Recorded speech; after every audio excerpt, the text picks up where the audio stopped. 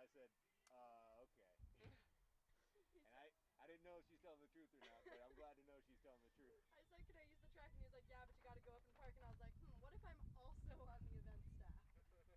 And he was like, what do you mean? And I was like, well, I'm doing the broadcast tonight with Matt and Bronwyn. And he was like looking through his list. And he was like, I don't know if my name would be on there because I don't usually do it. And he was like, I'm in a good mood, so I'll let you. Yeah. I'll let you in. Gotta love old men. To be fair, I have lied to him before. And parked in the stat lot. But only when I was running late. Only when I had to. And or I wanted to. No, it was one time I just did not have a ticket for the game. It was a women's game, and I just did not have a ticket, and I couldn't get on the list. And I walked. I think after the first game I told you, lie. That was when I borrowed an Asheville City shirt from Jillian. Yeah. And then I just walked in, and the guy goes, "Oh, you on the team?" And I was like, "Yeah." Nice. Yeah. Like, if you're gonna make an assumption, I'm not gonna correct you. Was like, hey, I'm here for the game. He goes, you a player? And I was like, what? What? What? Come again? Like, what if I said yes right now? What are you gonna do? Yeah, actually. Because I'll probably check the list. I was like, okay. So for reference, yeah. The one I've been thinking about is in the stretching circle in between Jamie and Davis. Let me figure out who this Patrick Hall is. I think he's in high school. I think you're right. Yeah. He looks like a baby. He is a baby. Oh. Yeah, he was the guy who tried Jason to put. Gunn? Is that his name? I think so. I think that's the guy who tried to put a couple dudes in the spin cycle. He failed. In the spin cycle. Yeah. Who plays at Brevard? He graduated. Oh. He graduated,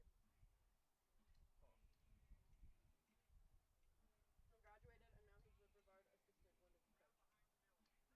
Who? Patrick Hall. Oh, Patrick. Oh. So he's like, I thought he was like young.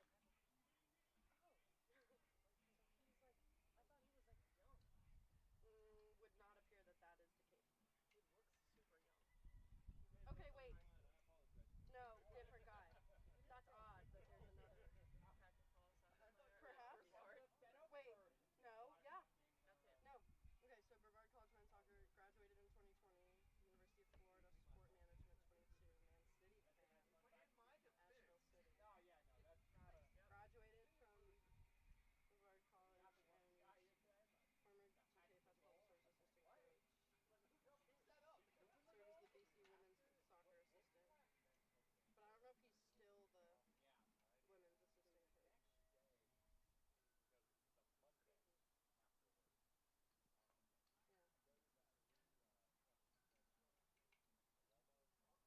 So he graduated from Brevard and was coaching at 2020. He graduated, and then I think he became the women's assistant coach when he graduated. But his dude, imagine if like Colin graduated and then became was our assistant coach. No, I actually refuse to think about that. Imagine coming out to practice and Colin's there. Gross. I don't know if I would come back. It'd be weird, really weird. I would have to politely quit soccer.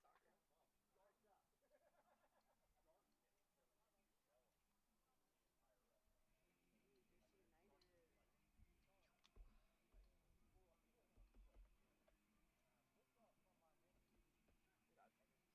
3-5-2. What a fun formation. I bet these guys are getting high up the field. 13.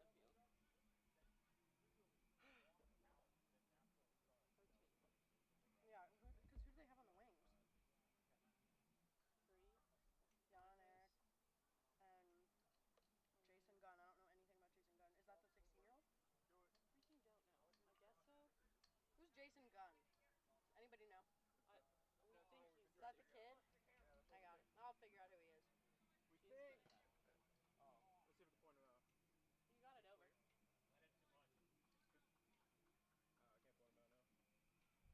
I can't point him out now. So Stainrod, Joe, Jensen, Mario. Interesting. Okay, so it would appear that he is a rising senior at Owen High School in Black Mountain. So he's like 17. I wasn't wrong. 17 or 18. goes to Owen High School in think Black Mountain. He'll Gatorade. graduate in 2022. There might be a Gatorade Player of the Year or something in there. Something along those lines for North Carolina. Isn't that Isaiah too? Yeah. Yeah. He's both of them for their respective classes are within top 100 players in North Carolina. I don't know the numbers, but I at least know that. Yeah, I'm not gonna film that.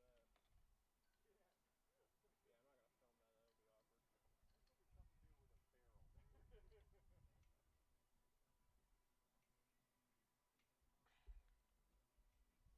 Yeah.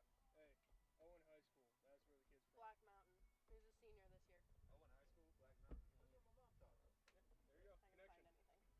Who else do we need to know about? Over near Swananoord. Swananoord? And that's they spelled OAH, but you got to put an R at the end. Who's Tyler Swananoord. Stockford? My daughter's going to go to Owen next year for freshman. Cool. Oh my Nice. God. Yeah. So 17, 18. Well, he's not 18.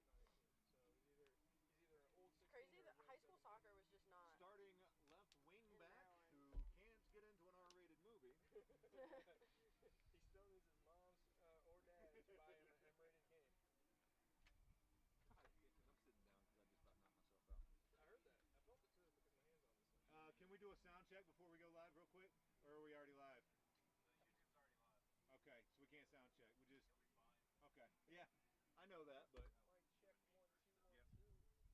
All right, Alice, it's going to be me and Tim to pull start. this chair back. Don't sit down. Don't sit down. Sounds good. And then Appreciate the notice. we'll sling it in, and it'll be you and Tim and Bronwyn. And then it'll be, I'll slide and take Tim's spot, and then we'll go from there. You excited? Yes. Nervous? Yeah, but I feel like I'm pretty good at winging it. You are. I know enough random soccer Pre-game words. and halftime was perfect, so just more of that. I had no idea what I was talking about. I have no idea what I said. You guys excited she's coming back?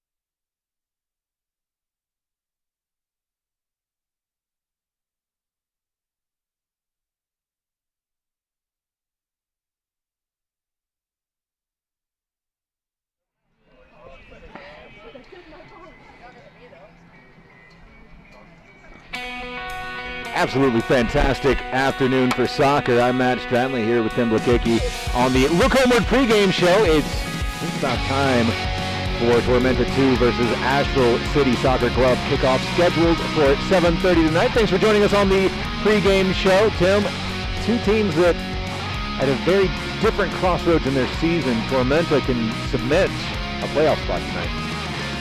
Yeah, we've had some exciting games these last few home games, both the men and the women. Meaningful games. This is a meaningful game. The Asheville City is not out of the playoff race by any stretch of the imagination. Tormenta has maybe not more to play for. They've got they win tonight or draw. They secure second place. They secure a playoff spot. Asheville has to win out, and they definitely need some help. So the impediment is definitely on Asheville City for a result. We also are defending a unbeaten streak here at home, but neither the men nor the women have lost yet here at Greenwood.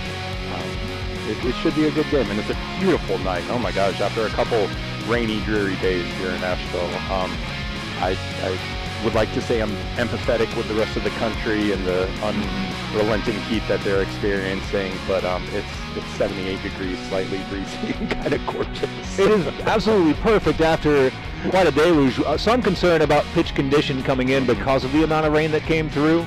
I know some of it hit Statesboro, but a good amount of it landed right here in the mountains. Yeah, this is where we talk about the pros and cons of Memorial versus Greenwood, the execution of the different seasons. I don't think anybody is feigning genuine interest in making Greenwood a permanent home. I am. I love natural grass soccer. Oh, of course. I think it's a brilliant thing. But that's exactly where I was going to go with it, is that I think the pitch conditions, the what it's allowed the athletes to do this season, that, to be perfectly blunt, by this point in the season, up at Memorial, we were seeing a lot of injuries, a lot of fixture congestion.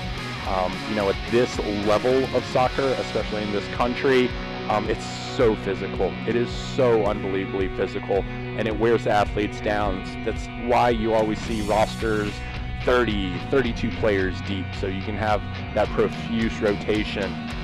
We haven't really had that this year. There's been some, comments made about the lack of rotation, actually, specifically for the men, and that neither pro nor con of that, but we've found a starting 11. We've found kind of a starting 13 that Coach Mick obviously feels very comfortable with, and they've stayed healthy all season long for the most part.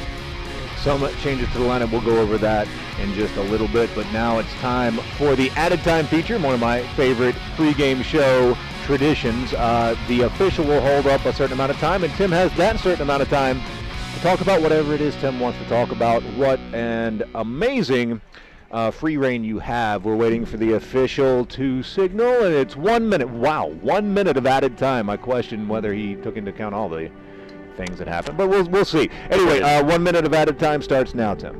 Fantastic.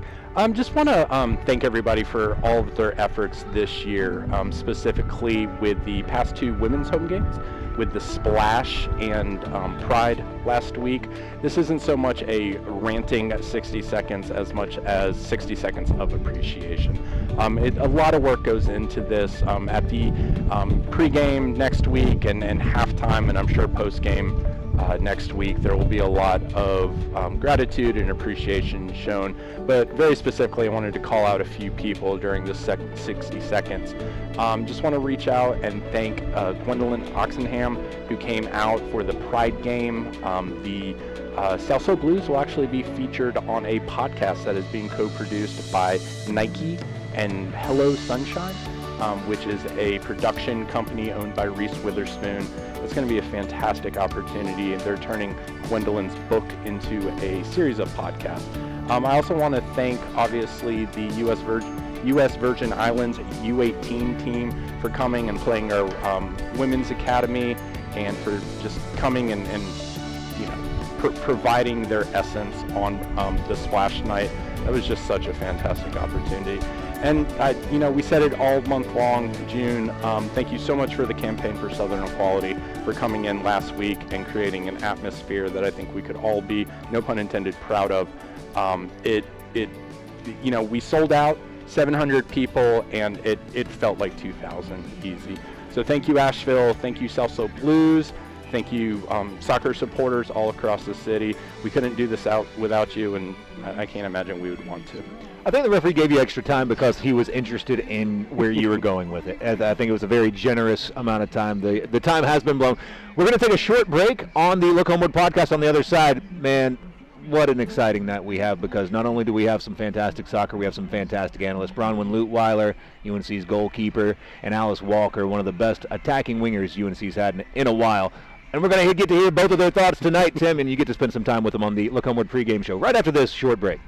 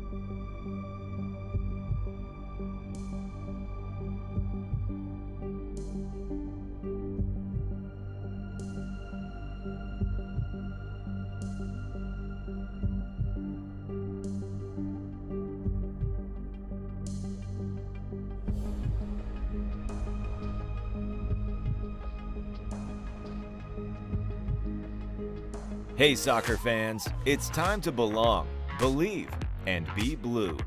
At Ingalls Markets, we are proud to be the official sponsor of your Asheville City Soccer Club. Our men's and women's teams are poised for another great season of exciting action on the pitch. You bring the energy, and we'll bring the food. Go big and go Blues. Ingalls, your official sponsor of Asheville City Soccer Club.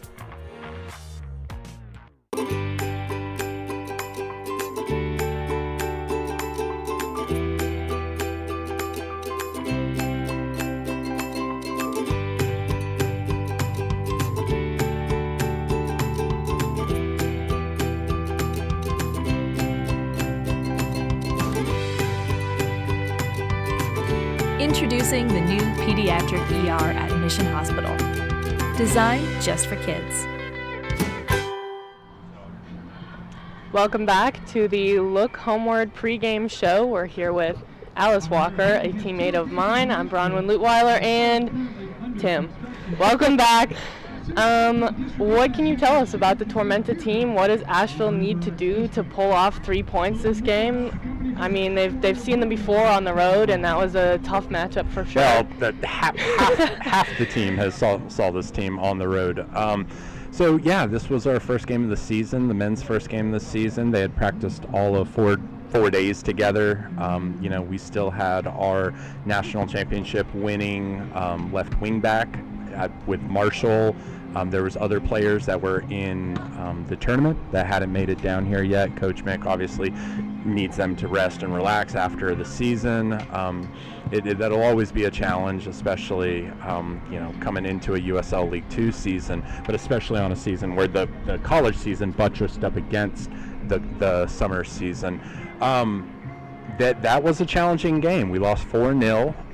I think if you go back and watch that tape, though, it's so cliche to say it was closer than the scoreline, and I can't imagine anybody would take me seriously when I say a 4-0 loss was closer than the scoreline.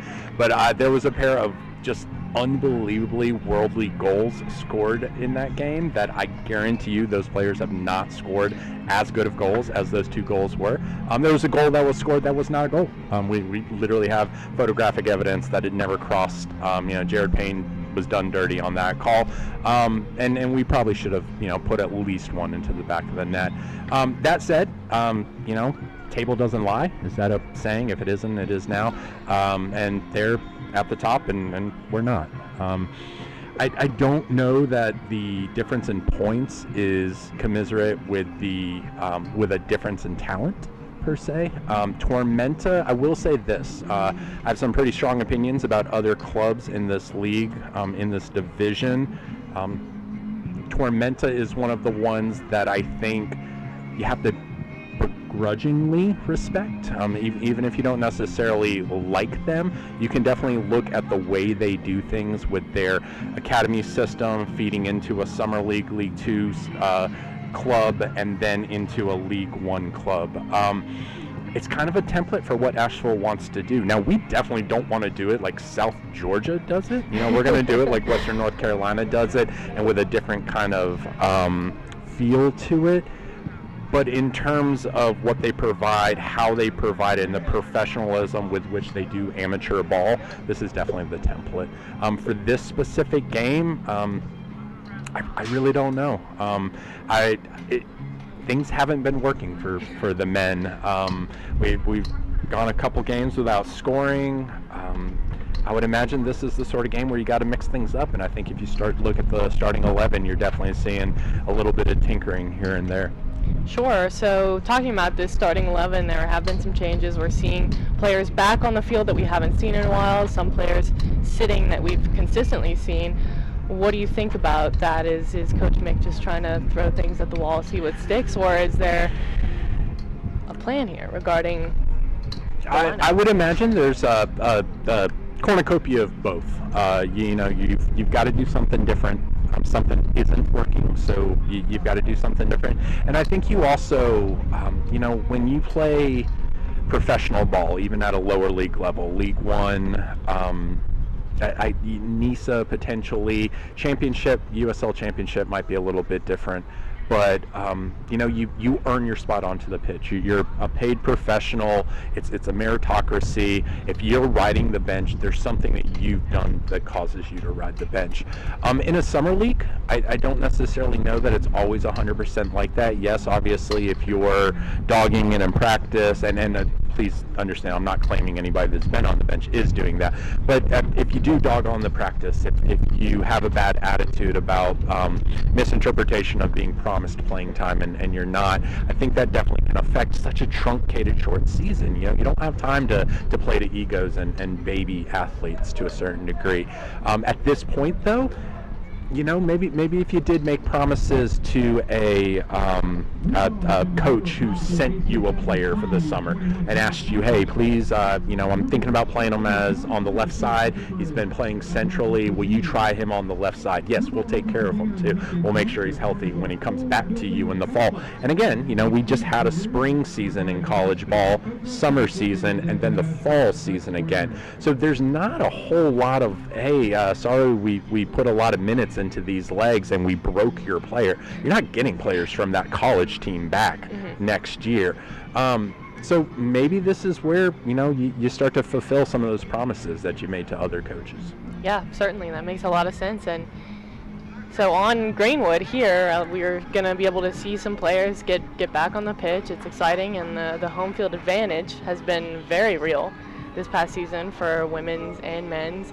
So talk to me a little bit about what it means to play on Greenwood at home with the South Slope Blues. And Alice, you and I, we practice here, we play here. What is it about Greenwood that is creating this advantage? I don't know, but it's special, and I think the results show that. I think when you have a team who's struggling, like Asheville has been, but is still undefeated at home, you can't not take that into account. And I think that is really the factor that's going to make today so interesting, because if this is an away game for Asheville, I think it's pretty open and shut. And I think even just looking at, like you said, the table doesn't lie. I think looking at the table, you'd think it's pretty open and shut. But then you look at Greenwood and you look at the environment that's been created here for this summer, and you look at the difference it makes for these guys clearly to play at home in front of these fans who just care so much, and just being at home in Asheville. I don't know how to really describe why it's so different, but the impact is clear. And I think that's kind of the almost wild card factor in today's game, is that you really never know what can happen on Greenwood, because sometimes the results are not what's expected. And at this level, you see the spectrum of supporterdom. You see the spectrum of fans. We have other clubs within let's specifically talk about the USL League 2 side, whether you're talking about MOBA or Southern Soccer Academy, these are clubs that by all accounts have great players, players that have professional futures at, NISA, League 1, maybe even in other countries in the lower leagues. But what they don't have are fans. They don't really have true supporters. They certainly don't have supporter groups. What they do have are siblings and parents and staff. And that counts for something, obviously, but it definitely has those away days kind of have a rec feel to them to a certain degree. I'm sure as college players, you've also seen maybe the difference between UNCA supporterdom and other colleges that maybe have more fans, or maybe have more fans but they're quieter. The South Slope Blues, it's again a cliche to talk about the 12th man. The South Slope Blues are kind of the 12th through the 150th man. And they definitely, when we take that circus on the road, you can hear those, more often than not, it's parents, not be so appreciative of the environment that the South Slope Blues bring. So I wouldn't call it a secret weapon by any stretch of the imagination, but it definitely is an ace up the sleeve.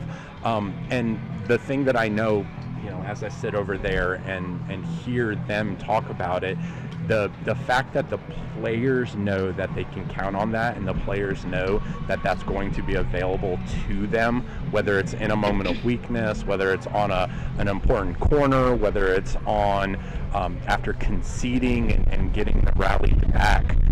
They know it's there, and it's so heartening to also hear in the off season how we've always talked about how where, again, Matt and I were joking about it right now, record highs all across the country in triple digits, 102 in Portland, 114 in Vegas, et cetera, et cetera. It's 80 degrees, slightly breezy, beautiful blue skies here in Western North Carolina. Not only is this the best place you could hope to spend your summer, but if you're coming from a small college where you don't really have that soccer fan base, and then you come here and for 9 weeks you get to experience some of the best lower league fans in the country, and then go back out and recruit your own peers and say, next summer, if you can, you need to go play for Asheville.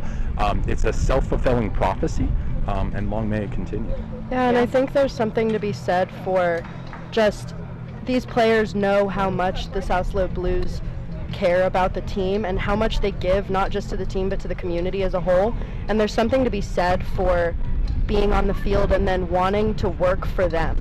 And that is an extra piece of motivation of wanting to show up and wanting to have the fans leaving the stadium happy and with a win. Like, that does matter, and maybe it shouldn't as much as it does, but like, it really does when you see there's people that give so much to the team and dedicate so much to coming out and supporting these guys out there on the pitch. Like, they want to work for them just as much as they want to work for each other, and I think that's another piece of it. And it's very European in nature too. You know, you look over use England as an example, but you know, even Coach Mick, he played for a fourth division Pro-Am German club, you know, after he left college. But you know, you'll hear from our English players or from our other European players, like, this reminds me of, you know, from whether they came from the Asheville of England or whether they came from Ireland or Scotland. And no, it's not apples to apples, and it never will be. But that does it. If you consider baseball America's pastime and soccer is kind of the you know, little brother that is desperately trying to mature into what its potential could be, to hear that at least this community, if none of the other ones, we're doing this right, that counts for something. Yeah, you're totally right. The energy is always a guarantee at Greenwood, and it's just one less thing that this team really has to worry about bringing. So we'll see if that energy is reciprocated on the field, and we'll see if Asheville can pull off their 3 points, and if Tormenta can fight away the Greenwood spirit. And we'll have lineups and a walkout out for you coming up after this break.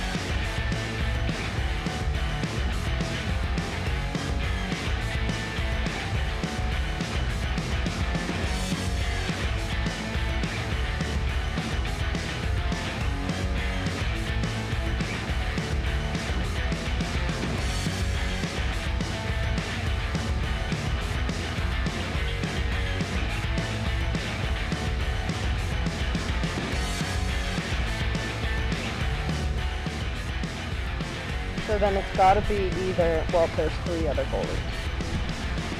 As they walk out for the start of the match, Matt Stradley here with Bronwyn Lutweiler, Alice Walker, bringing you tonight's matchup. Tormenta 2 taking on Asheville City Soccer Club. Thanks for joining us for the conclusion of the Look Homeward pregame show. We'll lead you right into the first half. First, the starting lineup. We'll go over for the Asheville City Soccer Club. Count Eric Lionholz wearing number 3, the right wing back. Left center back, Josh Davies wearing 5. Isaiah Vignali wearing number 7. Tom Berry wearing number 9. Colin McCurley wearing 13. Nathan Watt at 14. Davis Biggerstaff wearing number 16. Tyler Stopford wearing number 20. Jamie Smith over at the right center back, 25. Jason Gunn at 28. And new goalkeeper, Patrick Hall at 32. A lot of changes to this Asheville City lineup. Let's start with the goalie. Patrick Hall started this season as an intern and now getting a start in goal.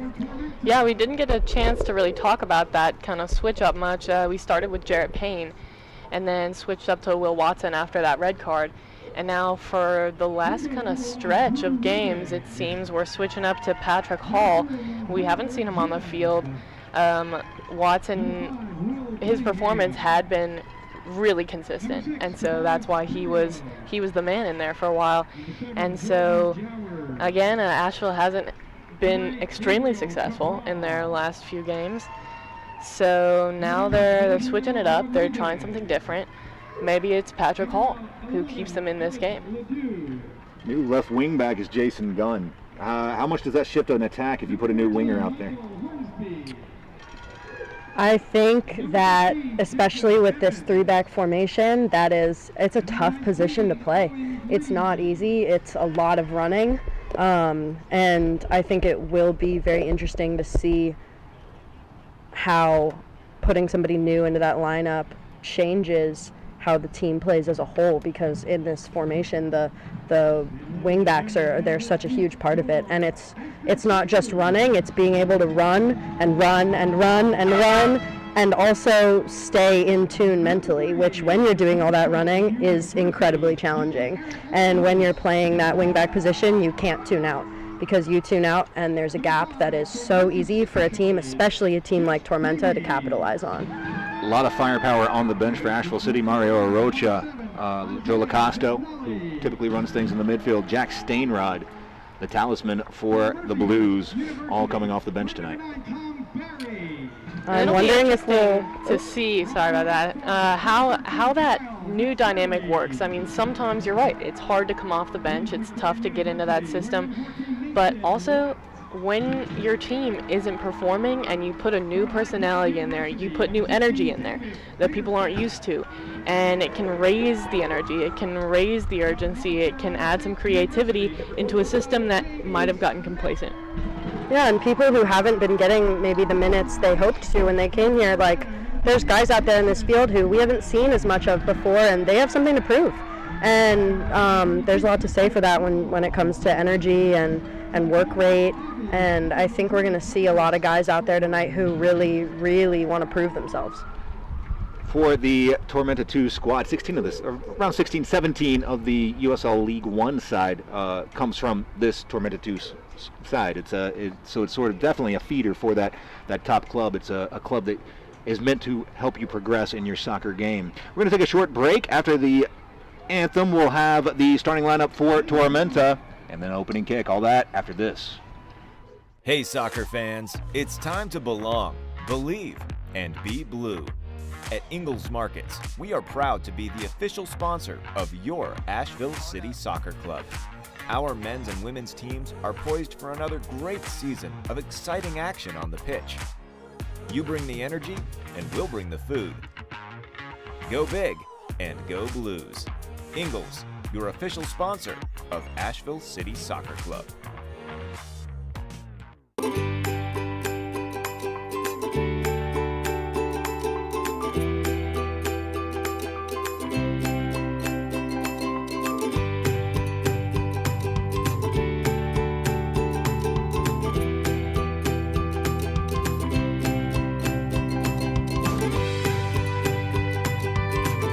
Introducing the new pediatric ER at Mission Hospital. Designed just for kids.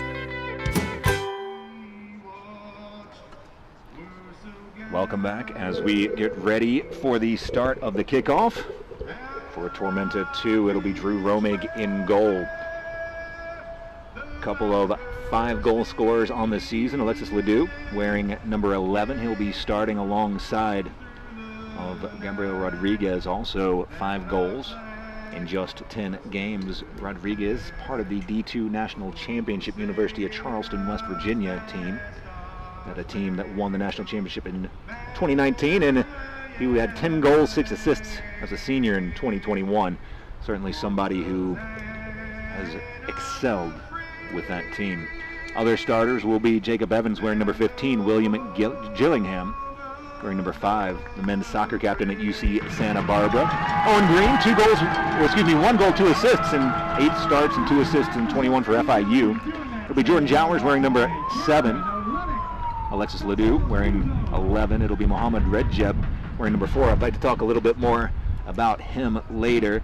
Gabriel Rodriguez 9 and Drew Romig 1 in the pipes for Tormenta. What an absolutely beautiful night for soccer. Bronwyn, when you're starting off a match and goals are hard to come by, how important is to start with just a solid communication on defense? It is extremely important. It is really hard to come back if you concede so early in the game.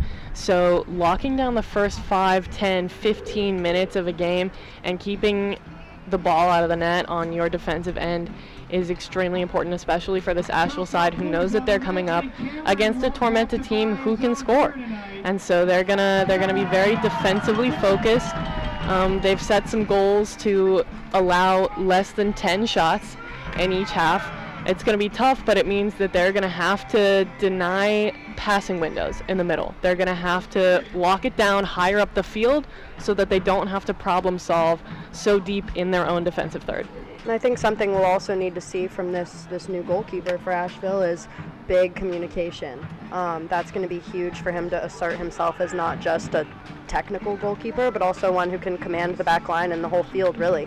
When you have somebody new coming into the goal, it's a big change on a communication end, and I'm sure the team is very used to Watson's style, and this is going to be a switch up, and he's going to have to make sure that he is in charge back there.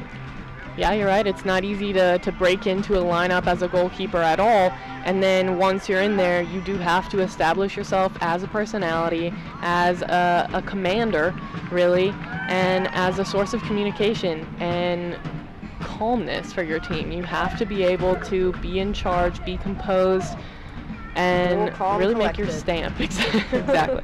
You make it sound easy. A little easier said than done. Alice, when you've got a team that has struggled to find the creativity, I don't think it's in the finishing phase. They're struggling to get to that phase, the creativity. What are some things to look out for in a team that's trying to find their way offensively? I think a lot of that comes from just getting too excited and trying to force things and push things too early when it's not time for that yet. Sometimes you have to do more of the build-up. You have to be a little bit more patient and get through some of the more boring soccer stuff to get to the fun creativity, and I don't think there's any lack of talent when it comes to creativity on this Asheville side. I think we've seen flashes of it throughout the season, especially at home. And I think they just need to be patient, and it'll come.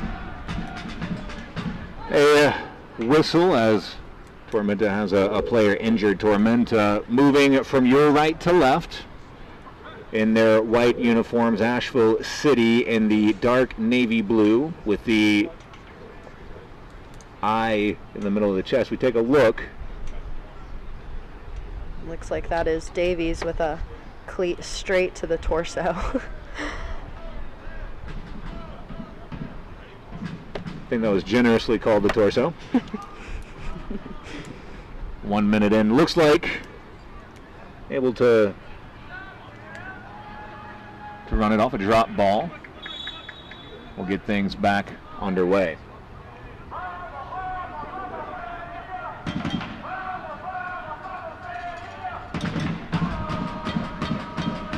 Across the back line, Hornsby.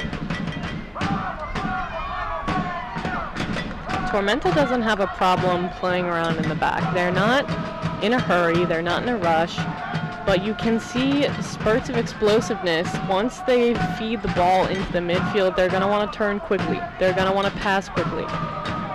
So it's a build-up not only through the field, but also a build-up in speed. That's tough to defend against because when you have a back line that's willing to just knock it around and move the ball and wait for channels and lanes to open up, it's easy to get caught in just shifting back and forth and kind of waiting. And then when they make that explosive first movement, it's tough sometimes to adjust and have that change of pace defensively. It's not easy. Patrick Hall's first touch, maybe not the first touch he envisioned.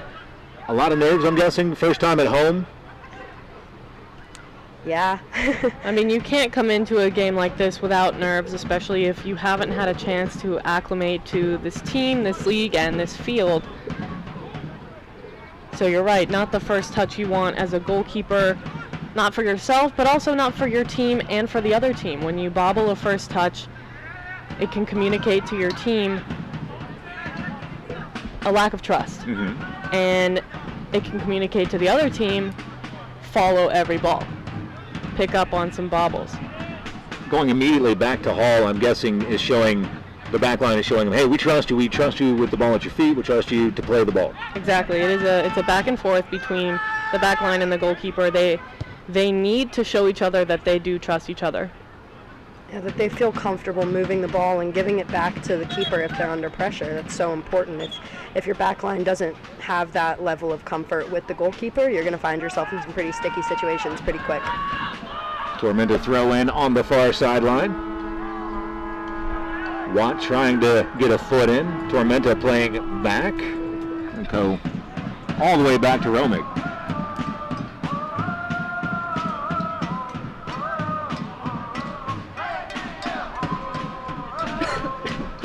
Tormenta, a team that, with a tie, secures their playoff spot, and that's really what they're going for tonight. Asheville City maybe content to weather the early storm and just choose their spots? I haven't known the Asheville side to choose to sit back or be content with anything. Ball played through, the centering pass, the shot just missing wide. Boy, Rodriguez didn't miss by much. No, and he timed that run perfectly so that he got there early and backed away, giving himself some space in the midfield, splitting into those lanes just between the center backs, just between the midfield. It's hard to defend in a 3-back when you've got higher runners like that. Yeah, that dangerous run to the edge of the box is really, really good at pulling that 3-back out of position, and that's when you end up with that gap where that final man is able to slide in and put himself in a position to have a pretty easy finish, honestly. One that somebody with the pedigree of Rodriguez, you would assume hits the back of the net more often than it doesn't. And it didn't miss by much. Asheville's going to have to watch those gaps because Tormenta's a team that's going to find them, and they're going to score off of them. They're not going to be missing more of those if Asheville keeps letting them have chances like that. Ledoux on the outside, drops it back through the middle. Ball played back out for Ledoux. Ledoux trying to cut it in, line holes there, trying to usher it out for a goal kick, and does so. Lino's a freshman with Marshall, the reigning national champions. He solidified his back spot with them, and you can see why, just in the speed and calmness under pressure.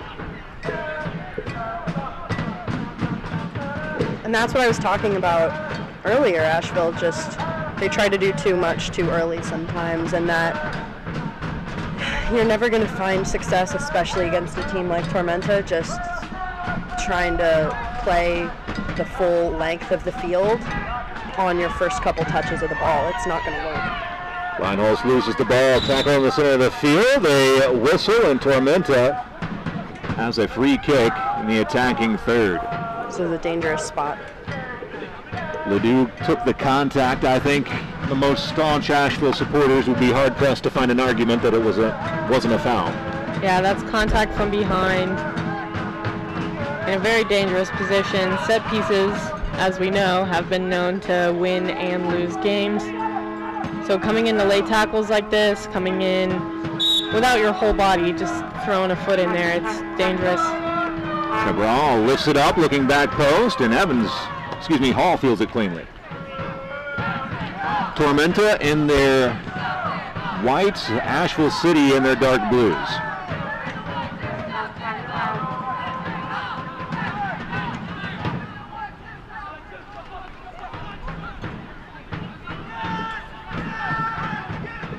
Asheville trying to enjoy a spell of possession. Boy, Tormenta swarming the midfield. Cabral takes it away. Yeah, they're not going to give Asheville time or space on the ball today. And that's going to have to be an adjustment that's made sooner rather than later. Watt tracking back, spotted for the foul.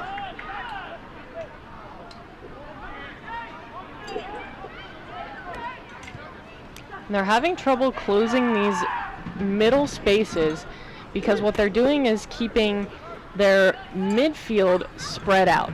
And then they're throwing the 7 and 11 higher up the field so that their switches are their midfielders, their mid 3. And their higher support are their 7 and 11. And so that means the midfield is spread out defensively, and in transition, trying to get them squeezed back in so quickly is really difficult to do, and it causes some late tackles if you don't do it on time, if it's unorganized. So it's something they're going to have to lock in, because closing down spaces in the midfield is going to solve some problems before it happens. Jamie Smith plays the ball along the back line. Through the mid, trying to switch the point of attack. Ryan Hull's just a bit optimistic. It'll be a Tormenta throw. And that's a ball that's not always a bad idea when you play this formation and you have wingbacks who are really on the touchline, but it's just a little bit early. A little bit ambitious. You're right. I don't mind the switch, especially when it's that high up the field and to a player with the skill like Linehouse has. Evans drops it inside. Tried to play a 1-2. Asheville City on top of it. Watt. And that's again where Asheville just needs to be a little bit more patient. If they can find a switch there, even knock it back into the back line and just reset, find their game, get into a rhythm, I think they're going to have a lot more success in the attack, and they're going to be able to make it to that creative phase that they desperately need to get into. Ball knocked over the goal, and I'm not sure Asheville can afford many more of those giveaways in their own defensive third. They're facing a 3v3 back there with a Tormenta attacking line of 3 and a Asheville defensive line of 3. Touched forward, Tormenta pushing it forward. It'll be Smith able to get onto the ball. Tormenta is pressing hard and fast, and that's not easy to deal with when you have people who are that speedy running at you as soon as the ball's even headed in your direction. How do you break a press like that? Composure. Composure, patience, simplicity.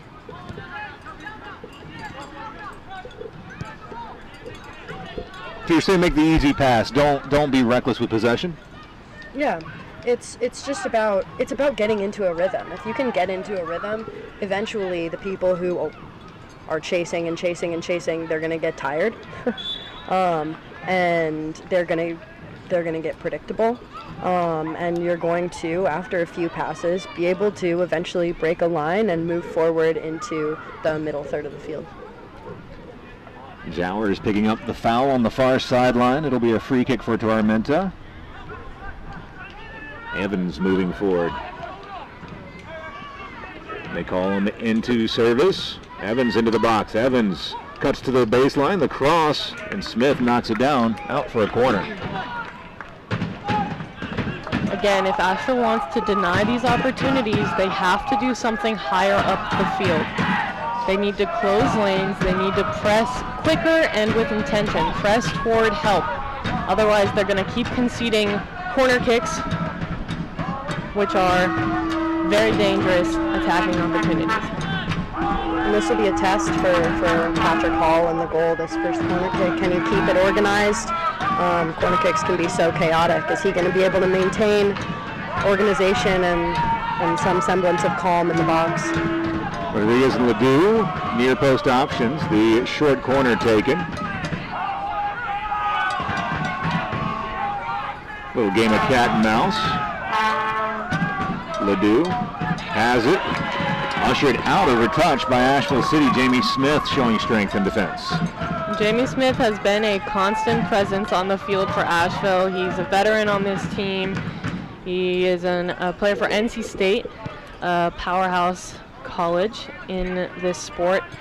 And he's really been a leader on the field for this team, defensively going forward as well, knowing when to take attacking opportunities, when to come back and defend. And he's showing this Tormenta team that they're not going to be as easily sliced through as they were on their very first game of the season. Yeah, asserting physical dominance in a moment like that is important. He's showing those forwards that they're not going to be able to have an easy cutback ball. They're not going to be able to get by him quite that easily. Good run by Barry, but a better defensive play as Tormenta able to get onto the ball across the back line.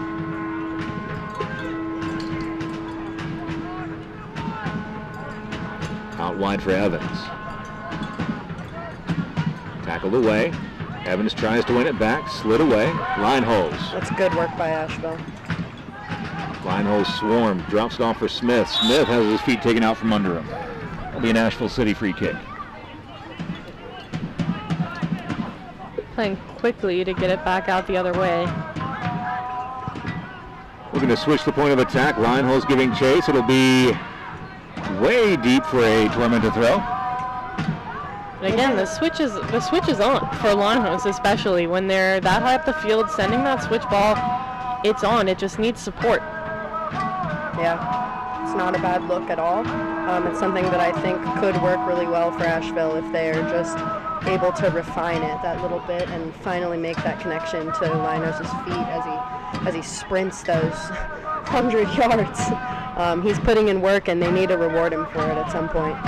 Tackled away for a touch, and Tormenta takes it right back.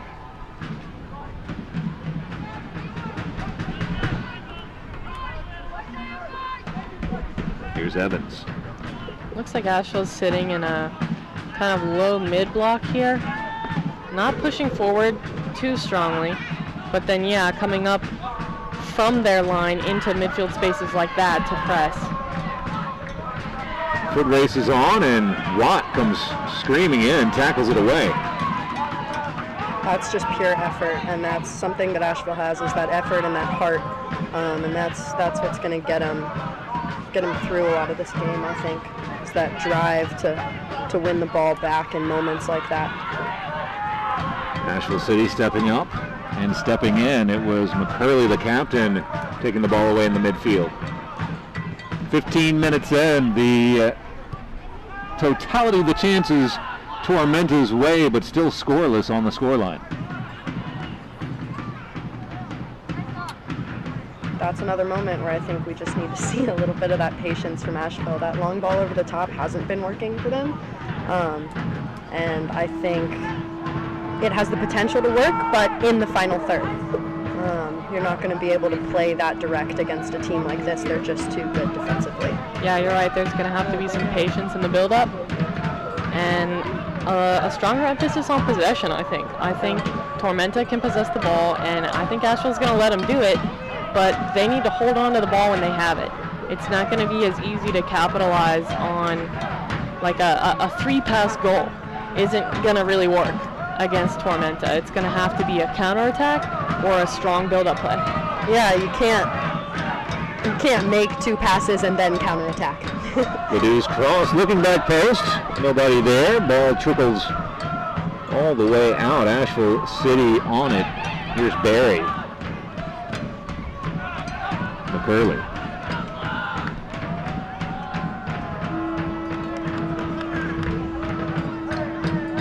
Ledoux in a dangerous position. Fantastic cross to a back post run that just wasn't made. No doubt they'll have more opportunities to make those runs, but the communication in the final third has been a bit off for Tormenta.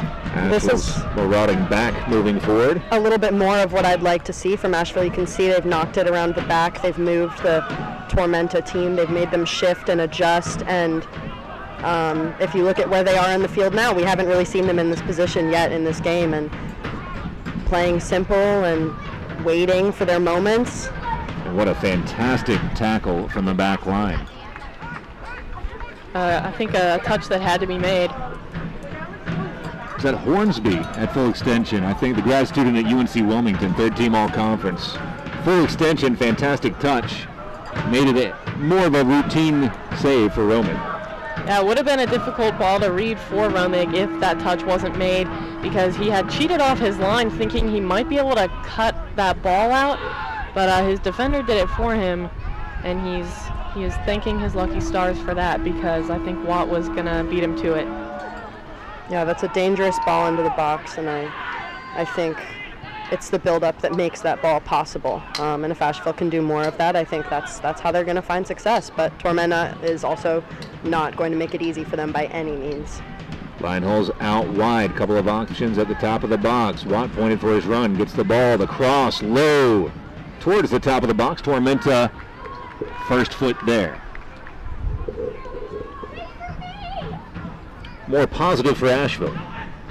Yeah, I think they're finding their rhythm a little bit, settling into the game as we come up on the 20-minute mark. They're still under pressure from Tormenta, but they're getting a little bit more comfortable, and it's showing.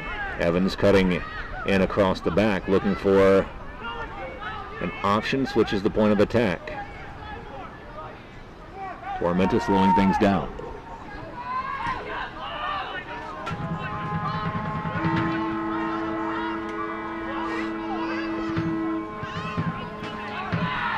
Fantastic tackle far side, Asheville City. They come up with the possession. It'll be out for an Asheville throw. We've seen some solid defensive performances. Hornsby, full stretch, fantastic touch. Asheville City has made a couple of fantastic tackles. Defense on full display. Yeah, I think this has been a more of a defensive showing than an attacking showing, as I think either of these teams thought. I mean, Asheville came into this knowing they were going to have to defend, and that's typically been one of their strengths, with players like Jamie Smith holding down the back line and Joe Lacosto coming back and supporting in that back line. I think Tormenta weren't expecting to have to pull off some feats like that, but they have, and that just goes to show that they're very composed and ready to go in their back line, which is, it's extremely important. It's easy to fall asleep back there. Bignali drops it in, tackled away. Bignali first to it. Especially going into a game where the difference in the standings is what it is, it's very easy for a team like Tormenta to be a little too comfortable in their back line, but they haven't been so far. Bignali trying to switch the point of attack. Eyes on Jason Gunn. We talk about Jason Gunn a little bit. HFC product. Yeah, he's someone who, like we talked about earlier, is looking to prove himself. He's young.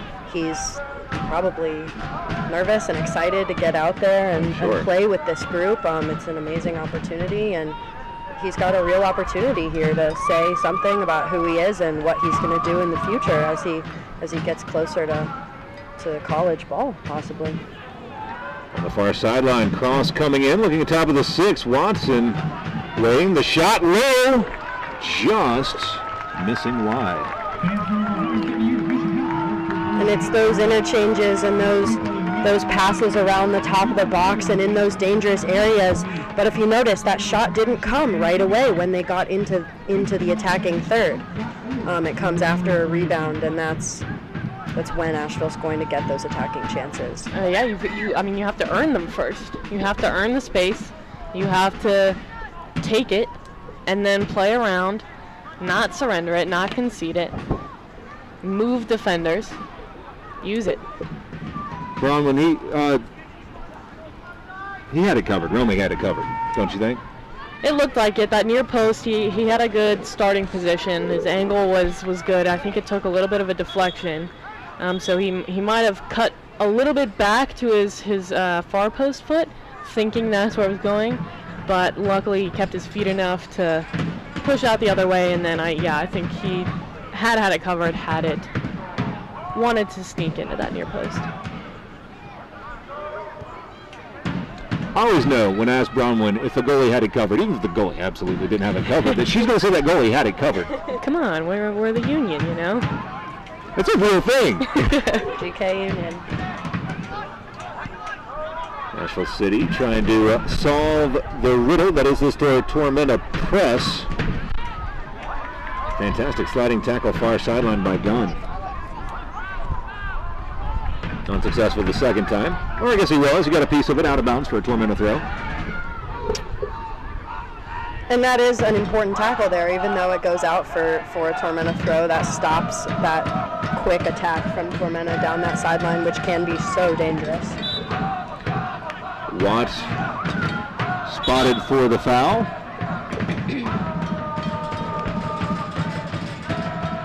Tormenta with the free kick. Had a good conversation with the Tormenta staff member today. The Ibis is their mascot. See the bird right there. It's the last to flee from a storm. It's a very brave bird. That's why it's their mascot. Tormenta being a storm. All of that is fascinating to me. And I thought that since there was a bit of a break in exciting things on the pitch, we'd talk about it now. That is an interesting mascot, and I think, you know, for a sport like soccer where you have games that can feel very long and drawn out sometimes, it's tough to brave through the 90 minutes when things aren't going your way, and it's tough to stick it out when it feels like nothing's going right, no deflection is going your team's way. The shots that go in on another day are just going wide, or the other keeper is having a phenomenal day, and it can be tough. 90 minutes is a long time, and God, it feels like an eternity on the pitch some days. So I think that's a very fitting mascot for a team who's able to finish a game. How difficult is it when things are going like Bronwyn to stay engaged as a goalie? Because that's the one thing you can't do is switch off. It's over. Yeah, I mean, either way, if your team is having a lot of success and you're dominating and you're not seeing a lot of action, you still have to stay engaged. You still have to stay communicating, on your toes. You have to stay ready, get some stretches in here and there. And if you are on the losing side of that battle, if you're just facing just a firing squad of shots and opportunities against, then you have to remain composed, remain calm, trust the process, and enjoy the process still. You know, you get to face some shots. You get to go through something with your team. Bicycle from Watts. A bold move, but I don't mind it in that position. I think you have to take chances like that sometimes, and that one didn't fall his way, but It was an audacious attempt. Let's not gloss over it. Notwithstanding, why not? Why not? Why not? Ball played through the middle. Here's Evans trying to switch the point of attack. Unsuccessful, and be an Asheville throw. Again, there's that explosiveness in the middle. Gone with the throw in. Ball played forward. Tormenta nodding it back. Big nollie through the midfield. Yeah, I think as the game settles in, Asheville's doing a much better job of trying to possess the ball more. And when they do win possession, they're not forcing it immediately. You can see they're playing it through their back line. They're trying to find central playmakers who then knock it back to the back line again, find the wingers, and switch it and move it and make Tormenta think twice about settling in too much. Played through the lines. It'll be a Tormenta throw.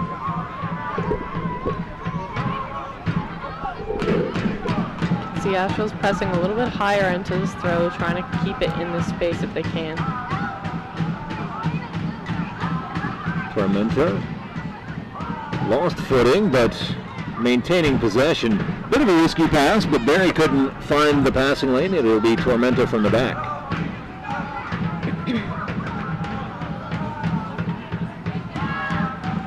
And to your earlier question about how Asheville can work to break the Tormenta press, I think a great example is how, although Asheville's not pressing quite as intensely, how Tormenta is able to.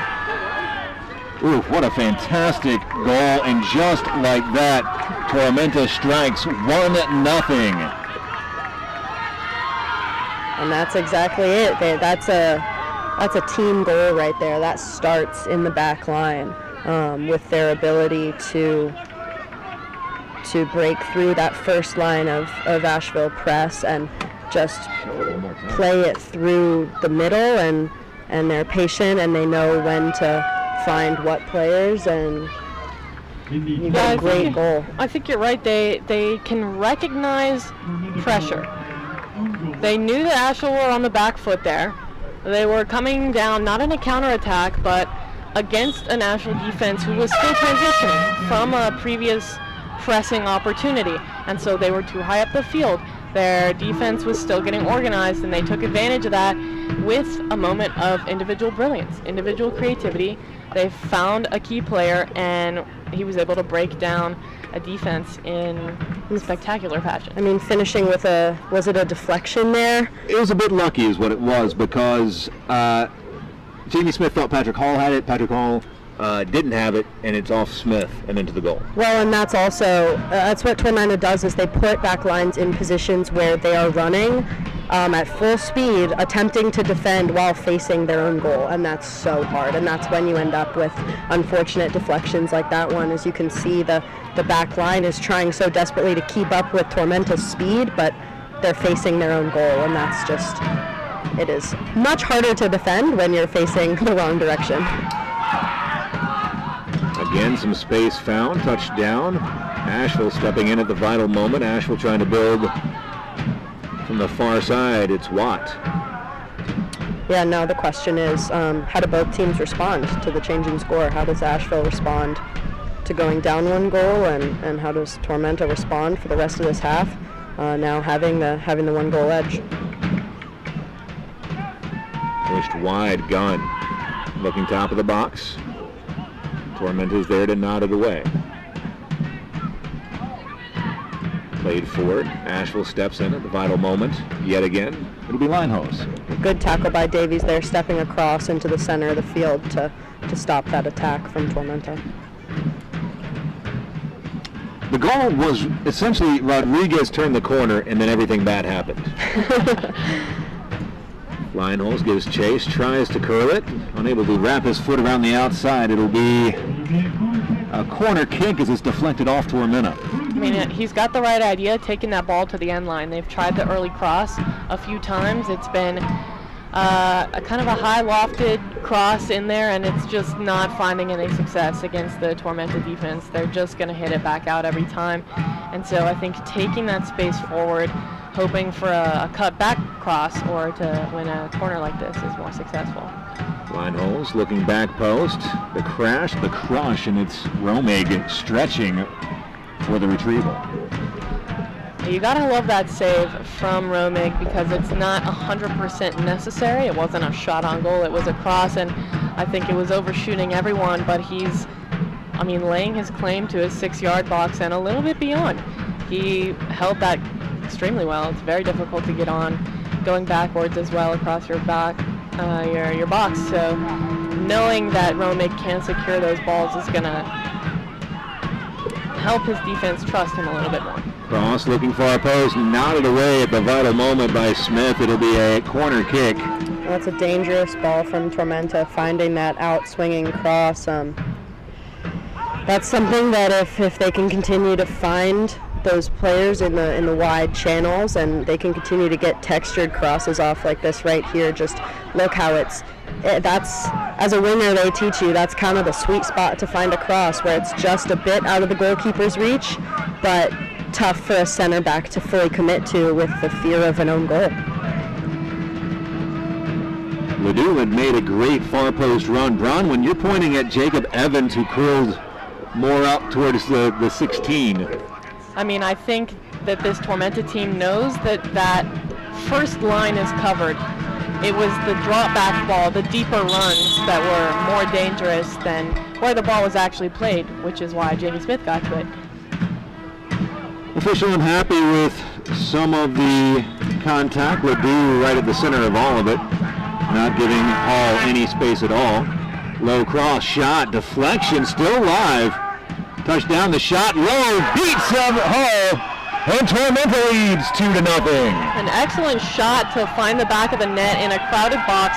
The bottom line for Asheville is the step is too slow. There's too much time on the ball to take a touch, to settle a ball like that, a bouncing ball, and then to beat a player in the 18.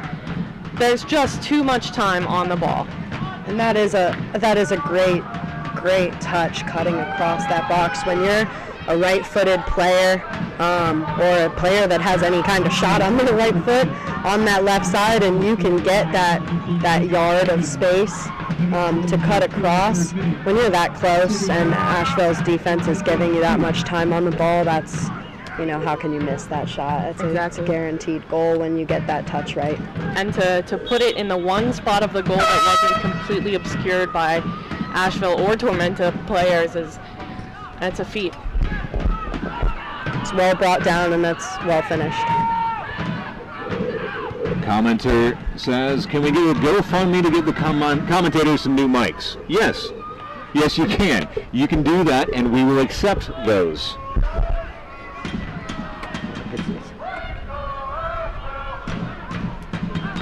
can let him give us mine.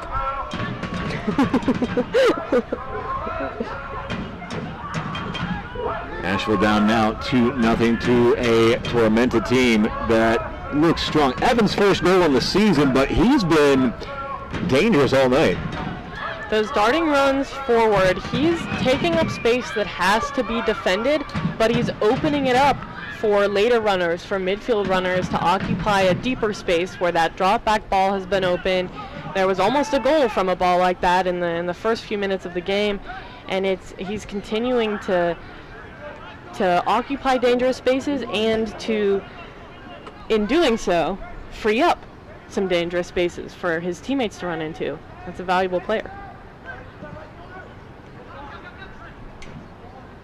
Chipping out wide, Lionel is able to settle, trying to find some space. Be touched down, it'll be in a Tormenta throw, deep in the Asheville territory.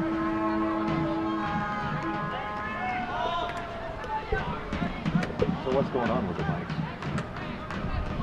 Or not the mics, or whatever it is.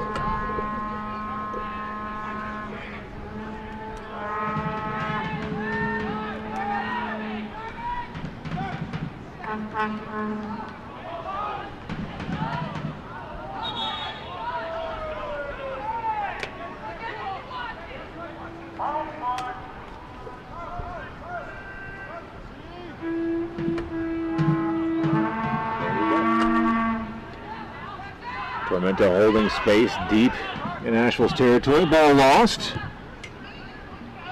Asheville just clearing the lines.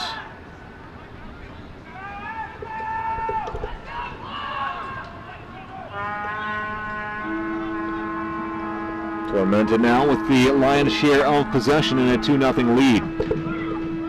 This is where Asheville needs to step it up, and they need to bring a stronger response than they have.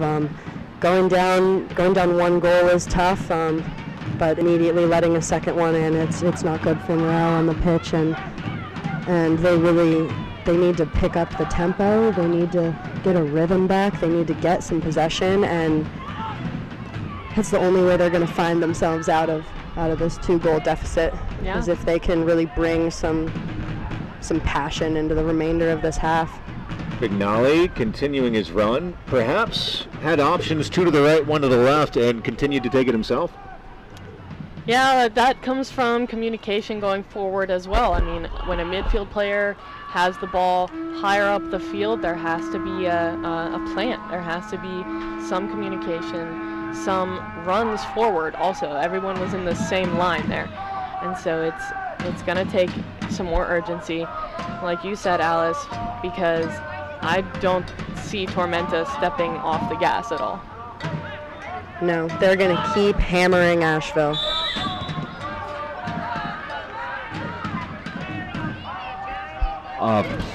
Offside position spotted. It'll be a free kick for Asheville City.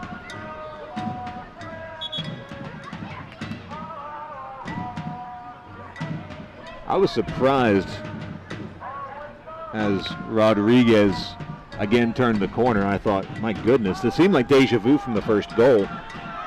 But the back line, good communication, holding that line and earning that offside call. It was definitely better, and it helps that they were already kind of positioned that from the run of play. It wasn't really a counterattack. They weren't really in transition. So it really has been those transitional moments that catches them on their back heels, and Tormenta's been able to take advantage. Hall scrambling out, gets the save.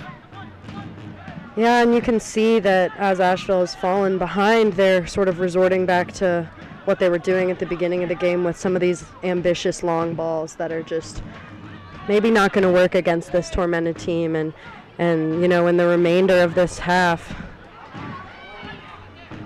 Vignali didn't put enough on the pass. Tormenta in a very dangerous spot. Played down. Ledoux has some space. Tackle made. It'll be an Asheville goal kick. Yeah, it has to be better from Asheville. In the remainder of this half, they need to at least get some chances if they want to go into this halftime with any type of positivity coming out of this first half. And I don't think it's not attainable at all. I think they've shown that they can break down this Tormenta defense. They just need that urgency back, and if they can do that in the last couple minutes here.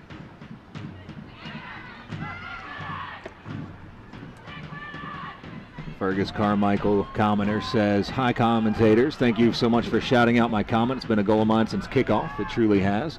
To which we'd say, we were also kidding about the GoFundMe. All of that would be used towards barbecue.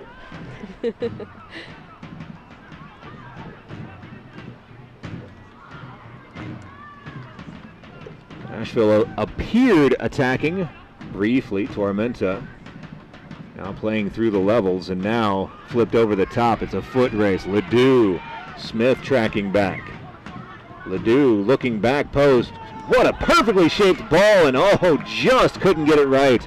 I mean, you can't really ask for a better service than that, and a better run. I mean, that's a team that's on the same page.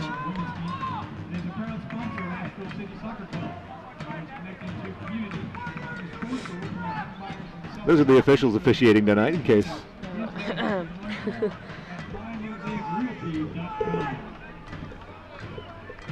40 minutes in. Alice, we've learned Tormenta's a good team.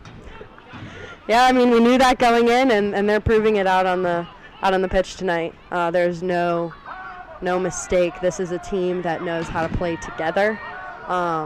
They know how to utilize individual strengths and combine them as a unit into an attack that is so difficult to deal with, especially for a team like Asheville that's been struggling. It's not easy to crawl out of a losing record, especially against a team that plays this cohesively and this fast-paced. This brand of soccer works so well for them, and we're seeing it in action tonight, and it's very impressive from Tormenta. Vignali, a good tackle, and it wasn't even that bad of a touch. It was a semi-rough touch. Tormenta's there. Take it right back. Bronwyn, is it suffocating when you have a team applying this much possession and getting into attacking positions?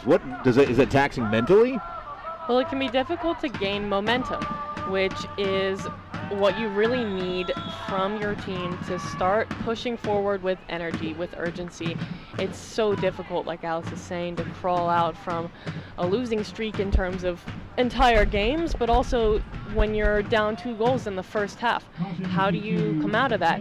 And you're right, it's mental, and it's going to take a matching energy from individual Asheville players. It's going to take leadership from the back line all the way up through the attacking line. It's going to take some moments of individual brilliance to inspire the rest of your team. It's going to take some moments of communication, some moments of sacrifice, and they just have to be on the same page here. They have to tell each other that they're in it for the same reasons. They have the same goals. They want to win this game. They're not done yet.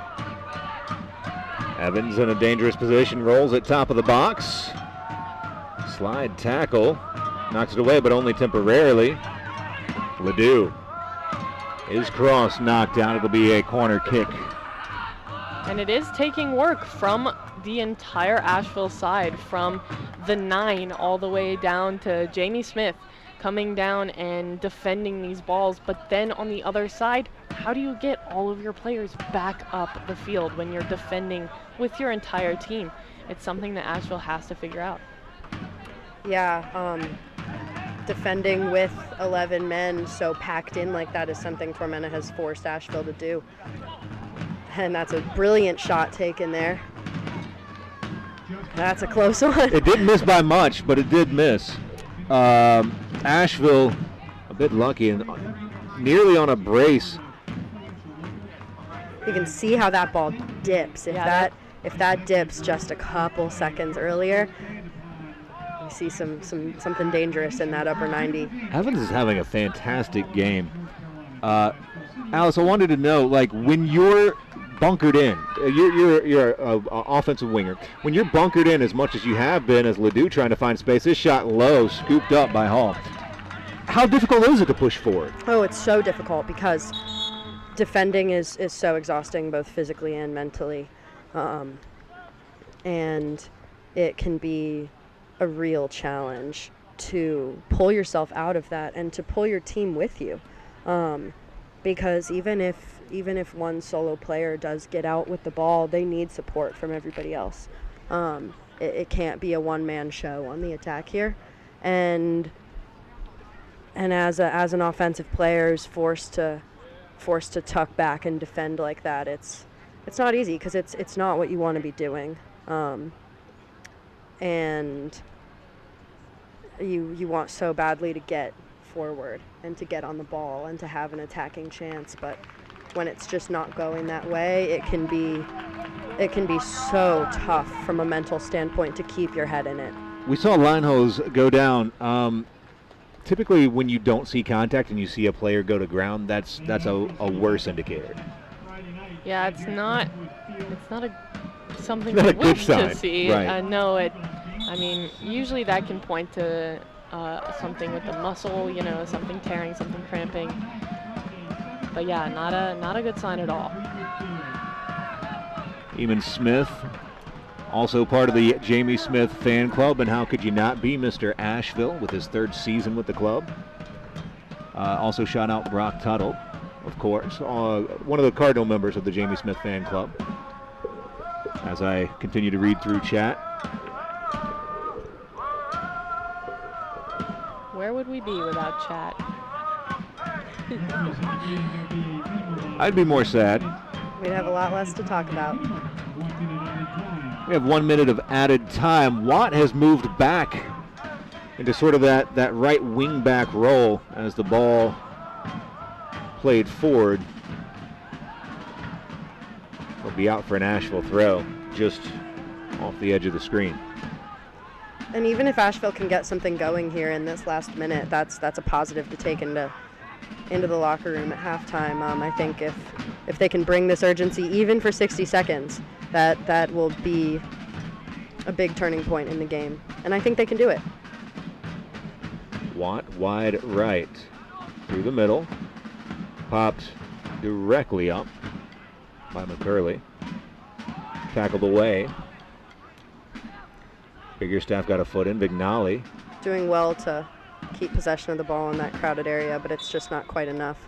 And with the double blast of the whistle, that sends us to halftime. What a half it was for Tormenta. 2 goals. Honestly, could have been more than that. I'm going to ask Allison Bronwyn, how does Asheville fix this in the second half, and what does Tormenta need to do to cement that playoff spot? All that and more coming up on the Halftime Report. after this short break.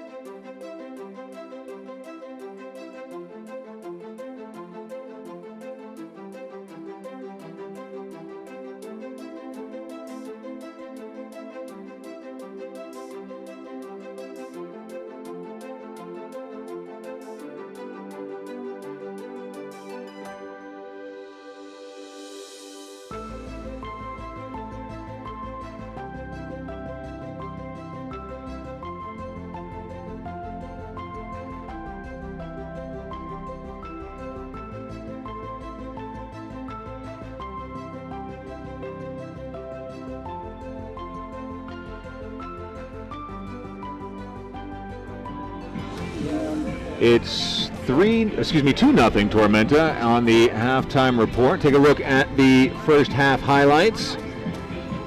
A first half filled with highlights, certainly for Tormenta, trying to find the run of Watt. Watt's flick on, but nobody beyond.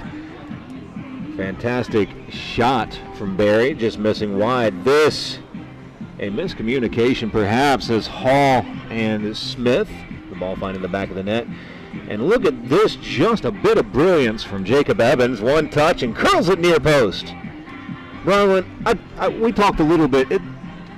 Keepers have a thing about their near post, but that one you're saying there's no telling where that ball was going? I mean, that was a top class shot. To put it in the upper 90 of the near post, cutting it across your body in a crowded box like that, it's really impressive from an attacking standpoint and With very that difficult power on it, too. To defend. But I do think if you are in a correct position, if your team is pressing out and occupying space forward, then I think you have a chance to save that. I mean, it's going to be very difficult and definitely on the highlights, but I think there's still a chance. I think Asheville, they have something in them that they're not showing right now. And it comes from urgency, it comes from energy, from momentum, difficult things to just pull out of nowhere, but they're just going to have to do that. It has to build, but it has to start somewhere, and right now we're not really even seeing the beginnings of that. And as we watch these highlights, it's pretty clear that this is a game that's going to be both won and lost in the width. These wide areas have been critical for both teams. Tormenta has been the one to capitalize and has been the one to take these opportunities, find the ball in those wide areas, bring it back and finish. But even when you look at Asheville's chances, they're finding space in the width too. And I think if Asheville can find a more effective way to use that width, they'll have more attacking success. But Tormenta has just, more opportunities on the width, and they're taking advantage of them. So for both teams, it's these wide areas are just so important in the second half, and I think it's going to be interesting to see who continues to find space there and find attacking opportunities and shots on goal. Bronwyn, do you make a change moving into the second half if you're Asheville City? I don't know. I think in terms of energy, like Alice is saying, I think it would help to have personalities like Mario Arocha out on the wing who can put in the work defensively, but also pull off some brilliance individually going forward and take some risks in 1v1 attacking chances. And it might help to have someone like Jack Stainrod working with Tom Barry up at the top, moving off of a player who's a holding forward, who gets the ball, holds onto it, plays it back, gets into space. If he has someone like Stainrod who has speed and technicality and the soccer IQ to make runs in between defenders working with him, I think that they can have some serious success. That is, if they can start being patient in the build-up, getting the ball up to those spaces, and then having also the rest of their team come with them. That's been the missing piece. There's been gaps between the lines. There's been a lack of urgency going forward. There's been a lack of creativity in one-on-one defending and attacking. I mean, there just has to be the little extra edge, and I think that can come from personnel change. And even just some fresh legs, I don't think would hurt this game, because with the speed of play that we see from Tormenta, Asheville is having to work hard. And then when they do get their attacking chances, they're tired from defending. And then when they get in the attack, Tormenta's turning it around and bringing it right back down Asheville's throat. And it's a lot of physical and mental work in this game, and I think Asheville would benefit from some fresh legs. We'll find out if Lionel's able to continue in the second half. He went down right at the end of the half. No substitution made. Asheville just played a player down. Arocha is out working hard. There you see him on the far left of your screen going through warm-ups. The main team just now breaking the locker room as Mick Giordano stepping back onto the field. We have a commenter. The chat Hey, commenters, if you don't mind, could I ask your opinions on the 1915 classic The Metamorphosis by Franz Kafka? Any musings or afterthoughts you'd like to share? I'm embarrassed how long it took me to understand that the protagonist was a cockroach. I thought he was a rat, which is my bad. I understand. And then I kind of had like a switch off in my mind between that and Flowers for Algernon. It became a whole weird mashup of bizarre, like, teens to 30s literature. That's why I got into soccer. Yeah. Hot takes. This is what you get at an Asheville City halftime show. Look, man, I'm just going where the chat asks me to go. We're going to take a time out. On the other side, we'll see who comes on for Asheville City. We're patiently waiting to see if Lineholz comes out from the locker room. We'll get you set for the second half after this short break. Hey, soccer fans, it's time to belong, believe, and be blue. At Ingalls Markets, we are proud to be the official sponsor of your Asheville City Soccer Club. Our men's and women's teams are poised for another great season of exciting action on the pitch. You bring the energy, and we'll bring the food. Go big and go Blues. Ingalls, your official sponsor of Asheville City Soccer Club.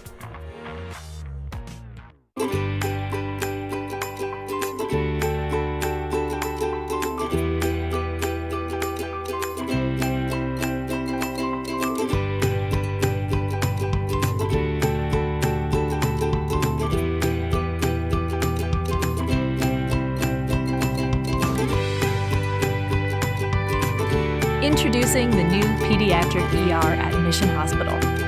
Designed just for kids.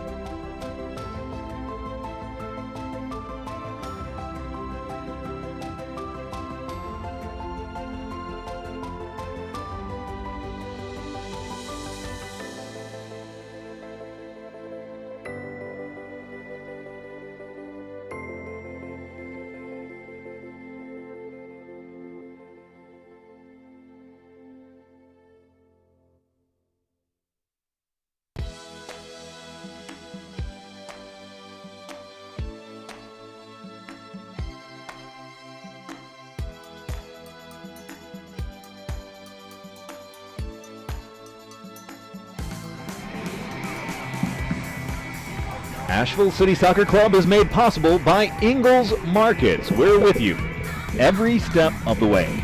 Mission Health Sports Medicine, proud to support athletes of all ages and skill levels throughout Asheville and the Western North Carolina region. Rhubarb, food and drink at their uncomplicated best. Mosaic Realty, make your next move with Mosaic. Carolina Color Tones, the leader in pre-finished siding. And Old London Road, where we watch. watched some of the Euros at Old London Road. I had a blast. Matt Stratton, Bronwyn Lutweiler, Alice Walker. Yeah, the Euros have been a thrill this year. Oh, I'm enthralled. Some amazing performances. Switzerland limping it to extra time and then into penalties, down a player. That was, if I'm being honest, one of maybe the worst penalty shootouts I've ever watched. Combined 4 made. It was an interesting one. It was a phenomenal game to watch, and the ending was a bit underwhelming. I can see we do see at least one change here for the Asheville side with Mario Arocha, number 10, coming on the field, and he's definitely an impact player. And I'm excited to see if he can bring that urgency and that creativity that Asheville's been missing. Watt spotted on the foul. It is going to be Arocha coming in to take the place of Lineholst. Watt will move back into his wing back or wing midfield position.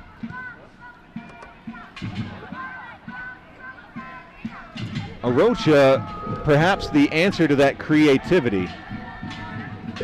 We've seen him be fantastically creative throughout the season. As the ball dropped over the top, will it check up? Will it matter? It will not. Spotted in an offside position. Tormenta, it'll be an Asheville free kick.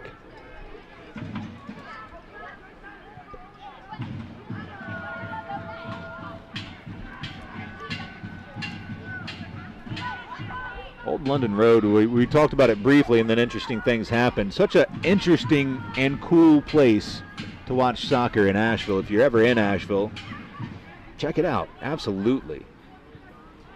I don't do that. I don't go out and go places. That's not really what I'm about.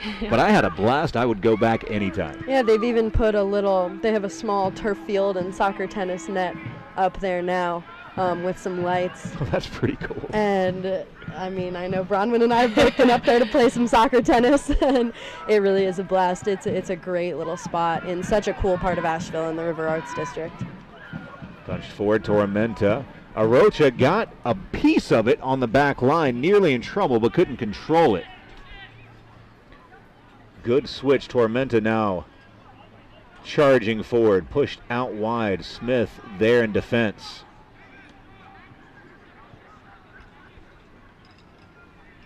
Continuing the run. Tormenta has some space. Breaking into the box. Watts able to get a good tackle in. He tackled something. A foul spotted.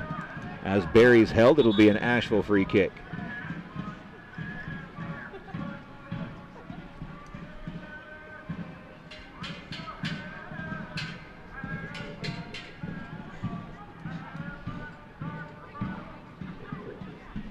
The South Slope Blues singing along to what I believe is the tune of Zombie. The Cranberries? By the Cranberries. Rooting out of the corner of my ear, was going to ignore it. Absolutely going to ignore it, because I'm like, clearly I'm making that up. That's not a real thing that's actually happening. And it is, and that actually makes me happy. I'm not sure why. They are making their presence known, and that is something the South Slope Blues have never been afraid to do. Arocha applying pressure up top. Looks like Arocha up in the top spot, and it looks like Barry's tucked in a little bit behind.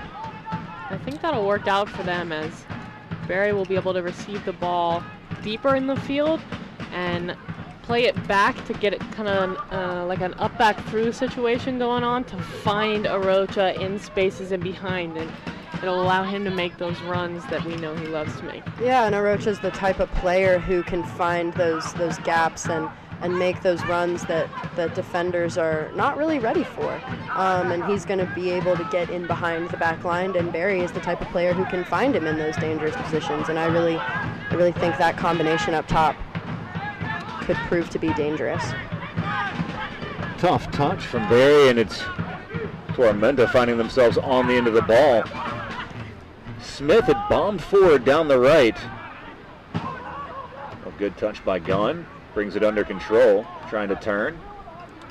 We've seen a lot of flashes of positivity from him on that left side. For such a young player to come out and have a performance like this, especially in a game this tough, I think that's really impressive, and I think we're going to see more from him as he continues to to progress in the game, and I think it's just going to continue to get better.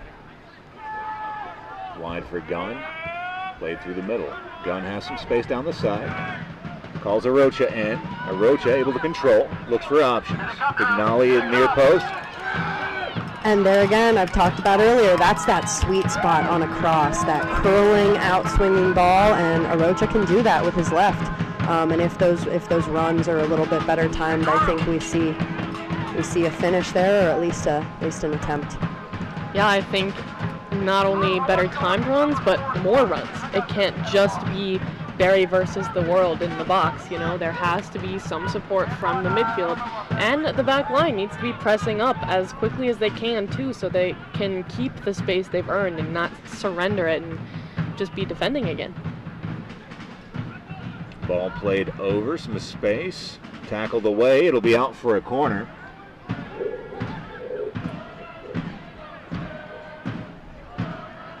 Yeah, that's good work back, but I think Asheville has been finding that a lot of their good work back defensively is leaving them defending a lot of corner kicks, which is tough. But again, that's what happens when you're running and defending, facing your own goal. It was a wide ball that got the first goal. It was shenanigans after a set piece. It's not directly from a set piece, but it kind of is for the second goal. Tormenta continuing their pressure into the second half.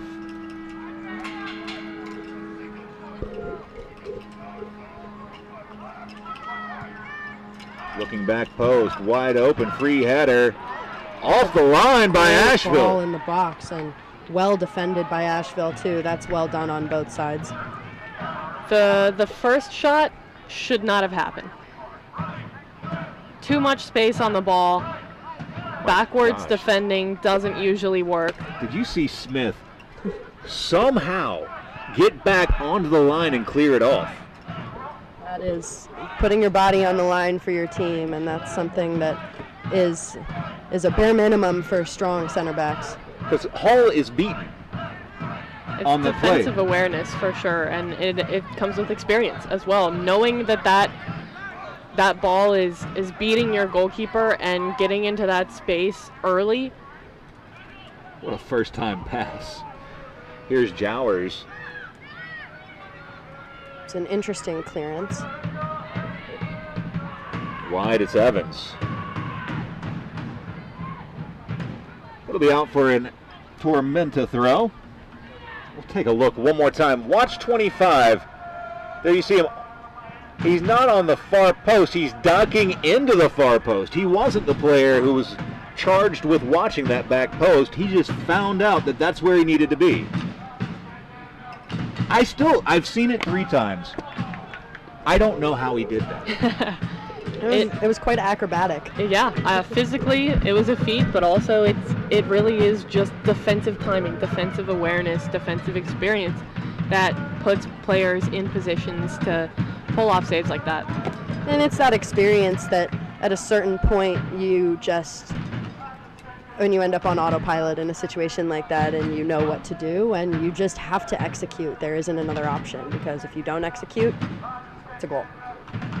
He'll be out for a Tormenta corner. I'm not letting Jamie Smith out of my sight this time. Cabral over to take the corner for Tormenta. Cabral, 2 goals, 3 assists in this campaign. Not tonight. That would be absolutely spectacular. Curling back post. Ooh, was there. All for Redjeb. Will be out for a goal kick. That back post run looks very open, Bronwyn. It's dangerous. It has not been marked the past 2 times it was there, and it created some seriously dangerous opportunities, almost a goal if it wasn't for Jamie Smith. I need Hall to come up big on these crosses. I need him to make a decision and make it known to everyone. I want to hear him from down here, and I just haven't so far. Arocha. And that's the kind of intensity we need to see, chasing that down. And even though it didn't quite go his way in the end, that work rate and that run putting physical pressure on him and really putting the work in to try and win that ball. I think it's a bit of an unfortunate call, but I think Mohamed Redjib had done enough to earn that. Yeah, I mean, there was definitely contact there, but you're right, there is an urgency in 1v1 situations that we haven't seen so far that Arocha is bringing. I just realized that Alice is going to do anything she can, especially winger. She'd be like, that's not a foul. And Bronwyn will always defend goalkeeper. I'm seeing the sort of the way that this is going, and I'm here for all of it. But Redjib's strength in shielding off Arocha, who has speed to spare, and that's a dangerous place to be, but he handled it very well. Gunn down the sideline. Back for Vignali, loose touch, trying to find Arocha. Difficult to play that first time ball when it's a backwards ball to a player who's running forward. It's difficult. There you might look for a turn and play out the other way, or a touch forward and then find Arocha. Just something there to get the play under control. Find a little bit of composure in the midfield. That's something that Asheville's been lacking, and I think if they can find that moment of calm amidst all the chaos in the center of the pitch, they'll be able to find more success going forward. Free kick given in a dangerous position.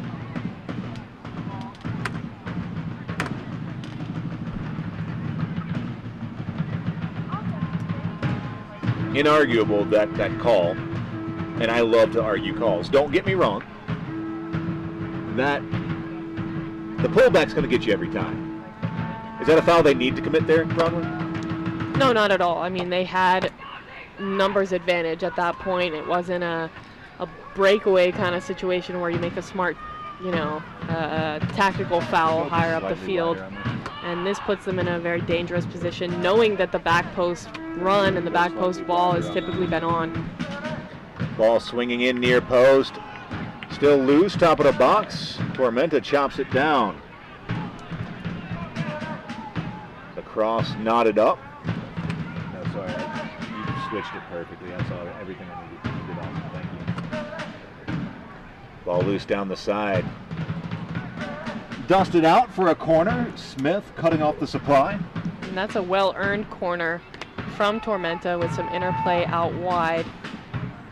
That slip ball through to find a man on his run on that diagonal path going to the end line. It's always going to end well for Tormenta, either with some type of shot, a cutback, or a corner. Corner coming from Cabral. Curling near post, knotted down, still loose, the shot, back of the net! Rodriguez gets the goal. The ability to bring that ball down, to take that touch within control in such a congested area of the field, that's some extreme skill right there. To lose his mark by pushing off, receive it, and finish through the ball, that's a top-class finish. Yeah, and I think we see a little bit of the communication breakdown in Asheville's back line and the new goalkeeper there on that play with when the shot is actually taken, there's really nobody there to stop it. Almost a wall, two players, where if Hall wants to come out, he's got to come around those two players, and that didn't happen. That's definitely a game plan play from Tormenta. They knew what they were doing there. From Hall, it's difficult decision making, but you have to decide one way or the other. He came out for the first ball, wasn't the right choice. It was too crowded. He wasn't going to get to it first, and then he was stuck out off his line. If he'd stayed there, maybe he's making that save. It wasn't necessarily buried into one corner or the other. Or if he comes out big and he gets a touch on that ball no matter what. I just think he has to commit one way or the other, And we see Asheville making another change here as Kevin Daly comes on, I believe, for Nathan Watt. Daly, another player who is very technical and quick and tough for defenders to deal with. could bring that, again, creativity that Asheville's been missing. Foul spotted.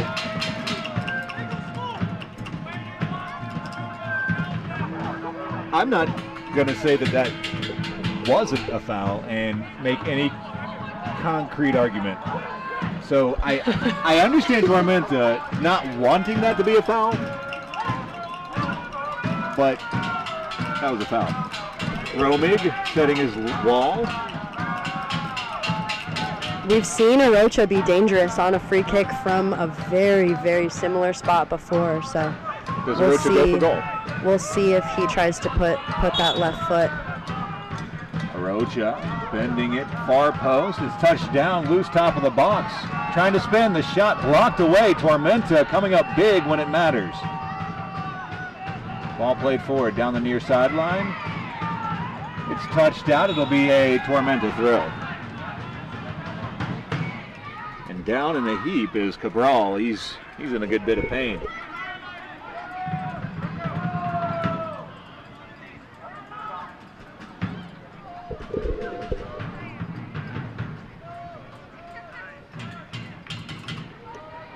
Take a look at the contact as Cabral receives the ball, far sideline.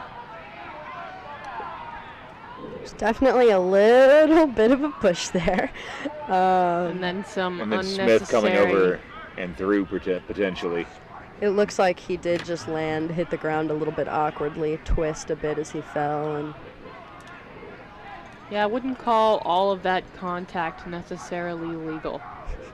Was that your sneaky way of saying maybe a foul? Perhaps. Perhaps. Potentially. Bronwyn, so I like that she takes a stand and makes a very firm comment. Tormenta on the far sideline. Brings in Evans. Evans with a goal tonight, and a spectacular goal it was.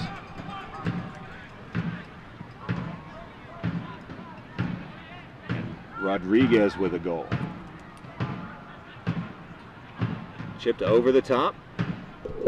Right into the path of Green. Green, fantastic first touch. Crossing back post, wide open. again, that's Tormenta using the width so effectively, finding that ball in behind and then having those wide players with the technical ability to get the ball into central areas. Cross looking back post, and that'll fall harmlessly over touch for a goal kick. It was a fantastic cross back post. The run was just more near post. Yeah, and that back post run was marked by Asheville, who has learned to mark the back post runner.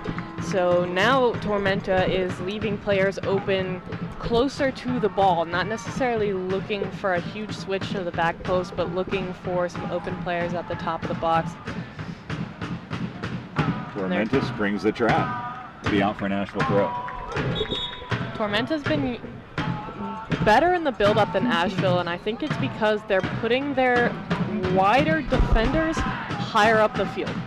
So when they're playing amongst each other in the back, they're still breaking a line. They're still getting closer to breaking a line when they play it from the center back to the right center back, because those players are getting higher. They're stepping up more, and they're forcing Asheville back into the middle of the field to defend that way, and it's hard to do, and it's helping them get up higher faster.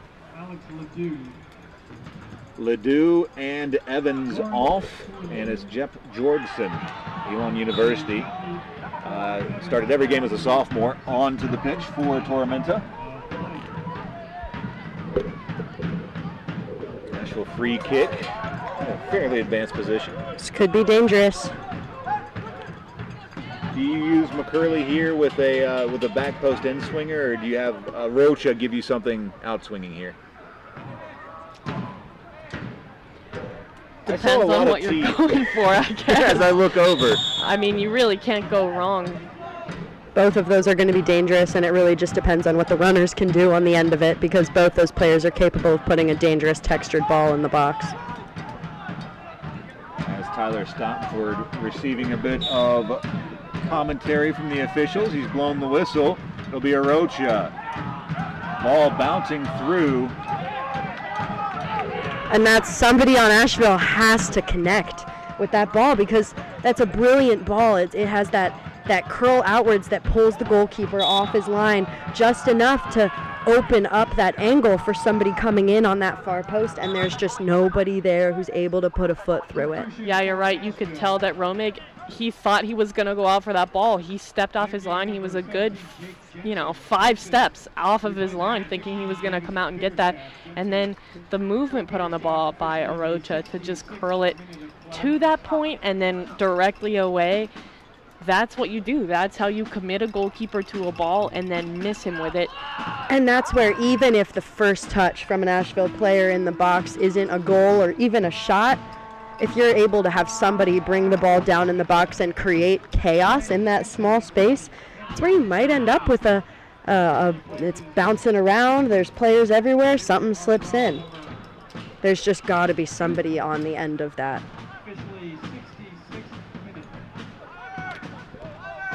For Asheville, it'll be Jake Jensen into the game. Tormenta, a team that definitely promotes from their development squad. As you see, players like Rodney Michael, who started the season on Tormenta 2, has moved up to the USL 1 side, first career goal versus Toronto. And Tormenta, I believe, also has a USL Academy team, which is a new development within the USL organization, trying to connect more youth players to their, as they call the League 2, the path to pro. And I think bringing in that connection with a club with Tormenta to create that pathway, that very clear, distinct pathway up to that League 1 team, it's very effective. And you see the ladder steps with Tormenta. Bronwyn, earlier on, we got to meet with Jennifer Cujo, who spent some time with Asheville City, now with the New York, New Jersey, what's, by the way, the Gotham. That's such a great team name. Gotham FC. Gotham FC. So Asheville has its own path to pro, Bronwyn. Yeah, and especially on that women's side, we have seen examples of that path to pro with Jennifer Cujo, with Molly Dwyer, who's practicing with Racing Louisville right now. It comes from the community. The bottom line is it comes from this community who wants to put players in successful positions. Asheville is a place that draws players with that energy and with that work ethic, because it's really what it's all about. And both Molly Dwyer and Jennifer Cujo are great examples of people who just have that drive to succeed at the next level. And Asheville attracts players like that. What an absolutely vital tackle by Smith. Again, he read that so well and knew that that was going to be a 50-50 ball, and it was a foot race head on to the ball, and he slid through it. Well done. And had to get it right. That's a dangerous tackle if he doesn't.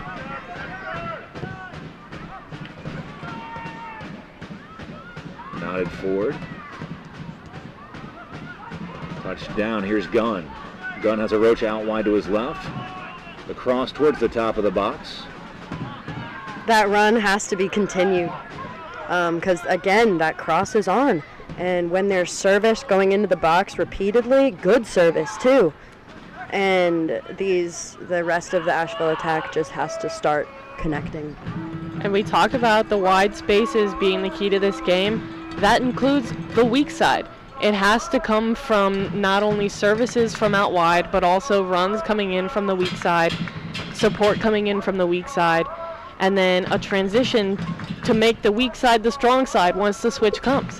When you're making that weak side run, you have to, two things. One, you have to assume that somebody in the defense is going to mess up and that you're going to have an opportunity to get on the ball. And with that comes the second component, where you have to trust that whoever is playing behind you, whoever is defending, is going to cover you if you get caught up too high.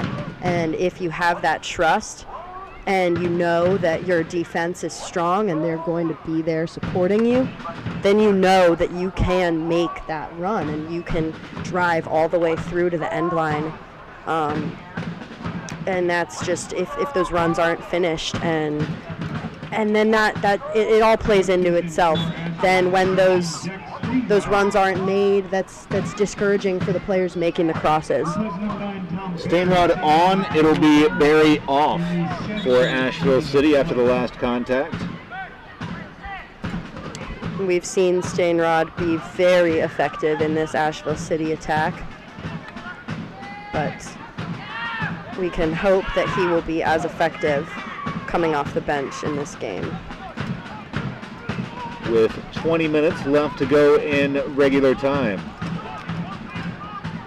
Asheville still an opportunity here to make a mark on this game, and Tormenta still with an opportunity to prove a point and to prove that they've been proving it all night, but to continue proving that they belong where they are in the standings. Back post run, knotted up by Smith. It'll be out for an Tormenta corner.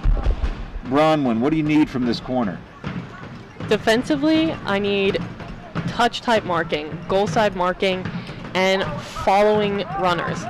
Find your man, follow your man, hold your space, and then once the line is cleared, get up. Get off the post, get up the field. Do not allow space or time on the ball. Cross low, near post, chopped away. Will be out for a Tormenta throw. Looking into the comment section, Jorge Rodriguez Galvez, excellent Gabo, 2 goals. You know what? I'm willing to give Gabriel Rodriguez that first goal. He's certainly the reason that goal happened. So why don't we say it's a brace for Rodriguez? It's the work rate on that first goal, and it's that desire to keep running until you might physically end up in the goal with the ball. You're going to do whatever it takes. Caught out. Stainrod, can he get on the end of it? He deserves credit. Oof. Interesting choice from Romig there to come out for that. I don't think he expected the bounce that it took, but he was up for the task, getting his head on that just enough to keep Stainrod away from that searching ball that he has been known to find in the past. Jensen pushed wide. Here's gone. Rolled for Jensen. Jensen has some space, and that space is immediately eliminated for an Asheville throw. Brian Evans in the comment section. Who are the 2 female commentators? First-time viewer, very knowledgeable. That's Bronwyn Lutweiler, Asheville's #1, along with Alice Walker, the wide attacking threat for Asheville, UNC Asheville. 2 absolutely brilliant soccer people that I get the pleasure of sitting with and learning as I say last names into the microphone. I have a fantastic job where I get paid to learn soccer.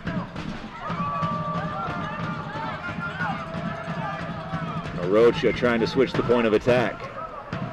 Here's Gunn. Gunn trying to spin baseline. Has some space. Turn. Oh, Gunn looks at his options low, near post, and that'll be out for a corner. Again, taking that space, using individual creativity, taking some risks, going to the line, and there were runners this time. There was numbers in the box. There were 3-4 players in the box for Asheville. It's a crowded box, which won them a corner kick. It comes from taking risks, from taking space forward, and from putting players in the box. It'll be Jensen overplaces the ball down. And we see Joe LaCasto come on, a veteran for Asheville City who will for sure be able to make an impact on this game. Low cross doesn't beat the first person. Arocha trying to settle, does so. The shot low and wide. And yeah, I don't mind the early shot there. It's a bit of a risk from that far out, but Asheville needs to get more shots, even off-target shots. They just need to take chances if they want to do anything with the remainder of this game. Tipped forward. Pushed wide, it'll be out for an Asheville throw.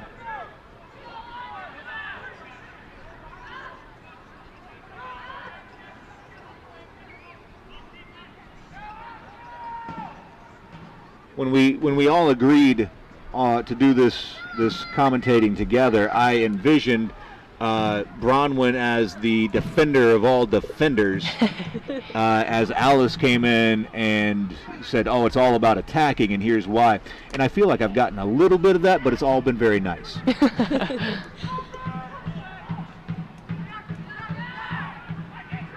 We have our biases, but there's 11 players out there, and So true. So true. Played over the top. Here's Lawrence trying to find some space, and Asheville strong on defense. It's going to be McCurley.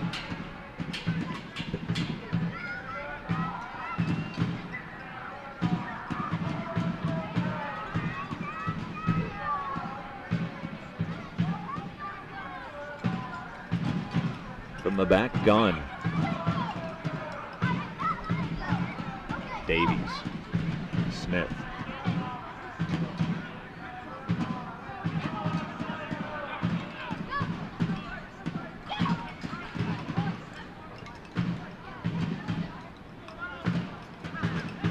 it's a good little touch there. Nifty little touch. That's the interplay building through the midfield that they've been missing. Gunn whips it across, looking right at the 6. Tormenta up to the task. I will say a positive off that cross is I do see runners in the box where they need to be in dangerous positions. Physical tackle, but a fair tackle on the near sideline. Number 28, Jason Gunn.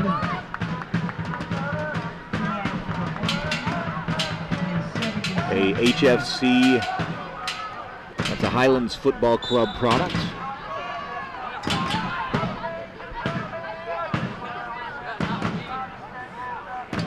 Likely one of the younger players on the field, and you likely couldn't tell it by how he's played tonight. Excellently defended by Davies. Playing through the lines, trying to find Stainrod up front. A little quick there. Asheville had done a decent job in possession. A quick whistle and a foul spotted. It'll be a Tormenta free kick.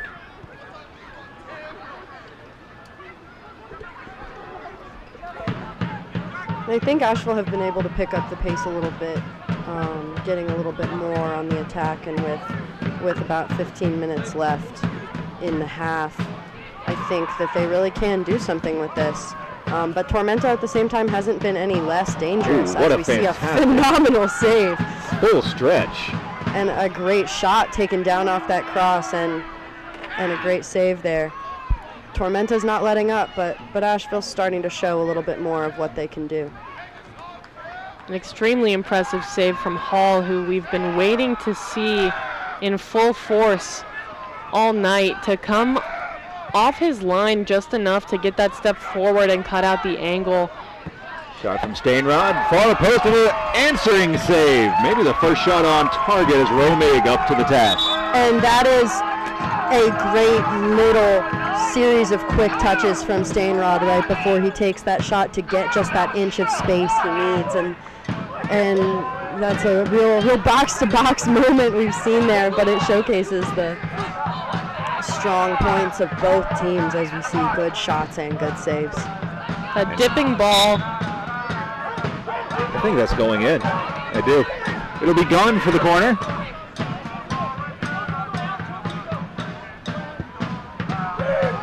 High floating middle of the box. The shot blocked. The second shot chipped up, blocked again. Tormenta big in the box.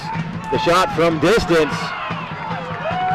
Waiting arms of Drew Romig. And that's a good series of shots and attacks from Asheville, and a good series of blocks and defensive play from Tormenta. And you can hear the fans here. It's getting louder. They're excited when the ball is down here, and Asheville's pressing and taking those opportunities that they can. I mean, that's what they've been waiting for. Some defensive excellence from Hall, followed by some attacking excellence from Stainrod, and then a great save to push it out for a corner. This is the soccer that these people came out here for, and it's the soccer that Asheville is starting to play Is it too late is the question. It'll be McCready in and gone out. Now, Bronwyn, if you have this many blocks from your defense, you're pretty happy as a goalie, right? Yeah, I'll take that. That's fine with me. Assessment of Gunn's performance tonight. It's been extremely impressive from a young player like this to come out and with the confidence that he's had to take these players on, to go forward, to take space, to, win some 1v1 battles, and also the defensive effort, physical effort.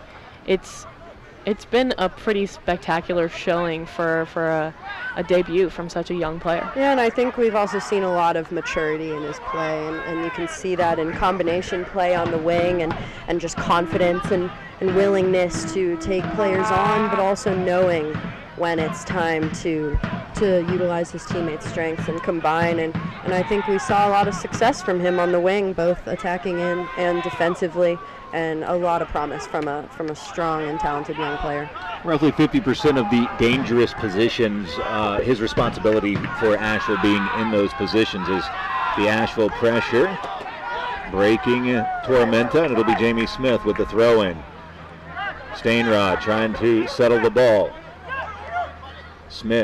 Arocha touching it down. Arocha tries to get the cross through a sea of white shirts as the ball held in by Asheville. And this is starting to get a little chaotic in these as the game gets closer to the ending minutes here. But I think that's working in Asheville's favor. I think they're capitalizing on the chaos a little bit. It's disrupting what Tormenta has been succeeding in doing most of this game. But I think if Asheville can continue to kind of breed this productive chaos almost, I think they might get something out of it. I think you're right, because what Tormenta does so well defensively is they make play predictable. They have a plan, they have a system, and so that they know what's coming most of the time. But Asheville is taking individual risks, and they're creating some moments of chaos in dangerous positions that Tormenta doesn't know how to deal with. Fouled on his way towards the box, Jake Jensen. It'll be an Asheville free kick in a dangerous spot. This one, with this angle, you strongly consider going for goal with the Arocha, correct? I think so. I think there's multiple players who can take that from this angle. Yeah. Ron, when we're talking about chaos, and a few matches ago, you told me there's nothing goalies hate more than chaos. I would like for things to be all nice and tidy, and no one's in the box, ball just comes right to me, I get to make a save, and everyone's happy. That doesn't happen all the time, and when it doesn't... Smith, low, ooh. And doing just enough. Romig able to get onto the end of the ball. I think Smith looking for a runner. It looked like Davies crashing in there on the keeper. Seeing him come all the way up the field from the center back position shows what Asheville's really trying to do in terms of getting anybody they can up the field and into a position to put the ball in the back of the net here. And Romig actually did well to hold on to that ball when it's dipping and curling like that, and it bounces right before it comes into you, because it is a set piece and you don't have time to come up and meet it before it bounces. That is really difficult to hold on to, and so to keep a handle on that ball was well done by Romig. And from an attacker's perspective, I think that's why I like that run from Davies so much, because that is a ball that there's a lot of potential for a keeper to bobble it, and sometimes all you need is just a split-second bounce from a keeper and a toe poke in, and it's a goal. And I think that's that run we were talking about earlier, where you just have to assume there's going to be a mistake. It'll be Samiki, the Lander University sophomore. He's got 2 assists with Lander University last season. And Rodriguez calls it a night, a well-earned rest for the last 7 or so minutes.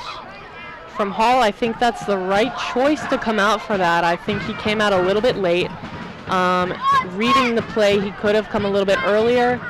But again, I do think it is the right choice to come out for that. Try and receive that, difficult as it's dipping and held in the air for longer than he thought it would. That's where footwork and the ability to read play really come into play. It's a touchdown for a Tormenta throw on the far sideline.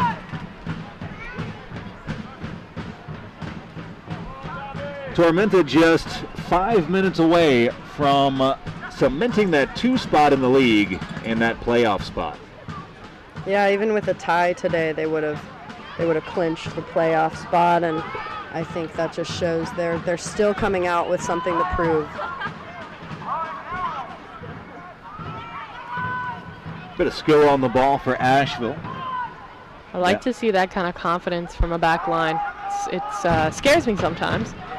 I was like, do you? Yeah. I mean, if that was me, I would be like, oh, okay, well, maybe not the time, but I do appreciate it, and it got him out of a sticky situation. That's a good ball and a good run there from Arocha, just a couple steps off from a poke or a chip over the keeper, but the Tormenta keeper does well to come out and grab that. Romig's aggressiveness has been on full display. Yeah. It has. He's been off his line. It's almost been a problem a couple of times, but his aggressiveness and ability to hold on to the ball, his handling has kept them in this game. Yeah, and Asheville hasn't capitalized on times when he's maybe shouldn't have come off his line, so he probably sees less of an issue with continuing to do it and continuing to be proactive in stepping up in moments like that. Bronwyn, if you do something, if you make a decision and you're not actively punished for making that decision, are you more likely to make that decision again in the future as a goalie? If it ain't broke. Fair enough. You know? I hear what you're saying. So in a game, you personally have come off the line, it was successful. Next time you're more likely to come off the line? Or you know, I like to say that I go into every situation with a level head. You know, not really making a decision too early based on past results. Of course. I would like to say that. Right. But yeah, you're right. I would definitely base future decisions off of results of past decisions. Yeah, I think that's not a bad thing. Yeah, that seems like a great idea. The cross looking back post, nodded forward. Oh, Daly, a free header back post. And great service there, and it's good to see someone finally connect and get on the end of these crosses. All attention on Jensen, drew the defenders, and Daly. Joe Lacasto does well to beat that defender down the line and get a good cross off, but just not quite enough power on that header. Asheville keeping the ball in the Tormenta side, top of the box. A foul spotted. It'll be whistled on Asheville. Tormenta free kick.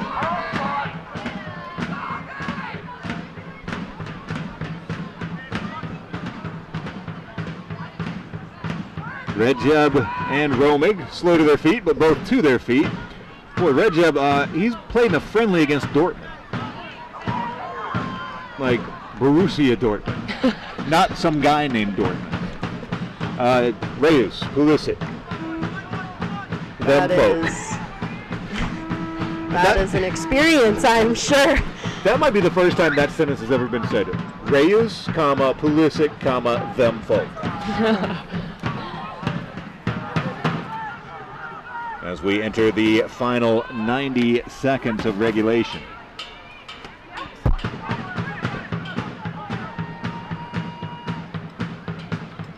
A loss here will eliminate Asheville City from postseason. They have one more match to play tonight. It'll also be the first loss at home of the season for Asheville City. And that's tough, but I think this second half has been an improvement. And I think that when you look at the moments in which Tormenta was able to capitalize, 2 of them are off of set pieces.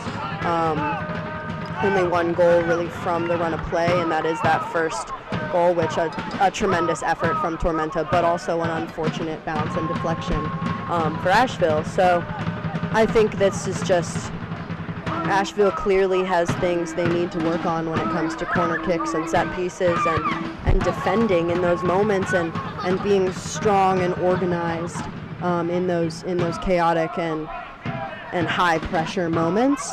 But I don't think, especially in the second half, I really don't think it's been bad in the run of play from Asheville. No, I think you're right. There's certainly a lot to learn from this second half for Asheville. You almost wish this matchup had happened for the second time earlier in the season, as Asheville has taken its time to get into a rhythm with its personnel, figure out who's good at what, how do we play together, and they've really just been stuck in a rut lately, and it would have been an incredible feat to crawl out of that against this Tormenta side tonight. 1 minute of extra time shown by the fourth official. The cross from distance. Popped away by Tormenta. Loose ball. Smith contests for it. And Tormenta maintaining possession only briefly. Here comes Asheville City the other way. I think Asheville's gotten better as the game has progressed and capitalizing on these moments of transition and making something out of it. Winning the ball a little bit higher up the field than they were initially, and then moving it into dangerous spaces. Tormenta's top club taking on NCFC tomorrow. Back post, and almost there for Stainrod.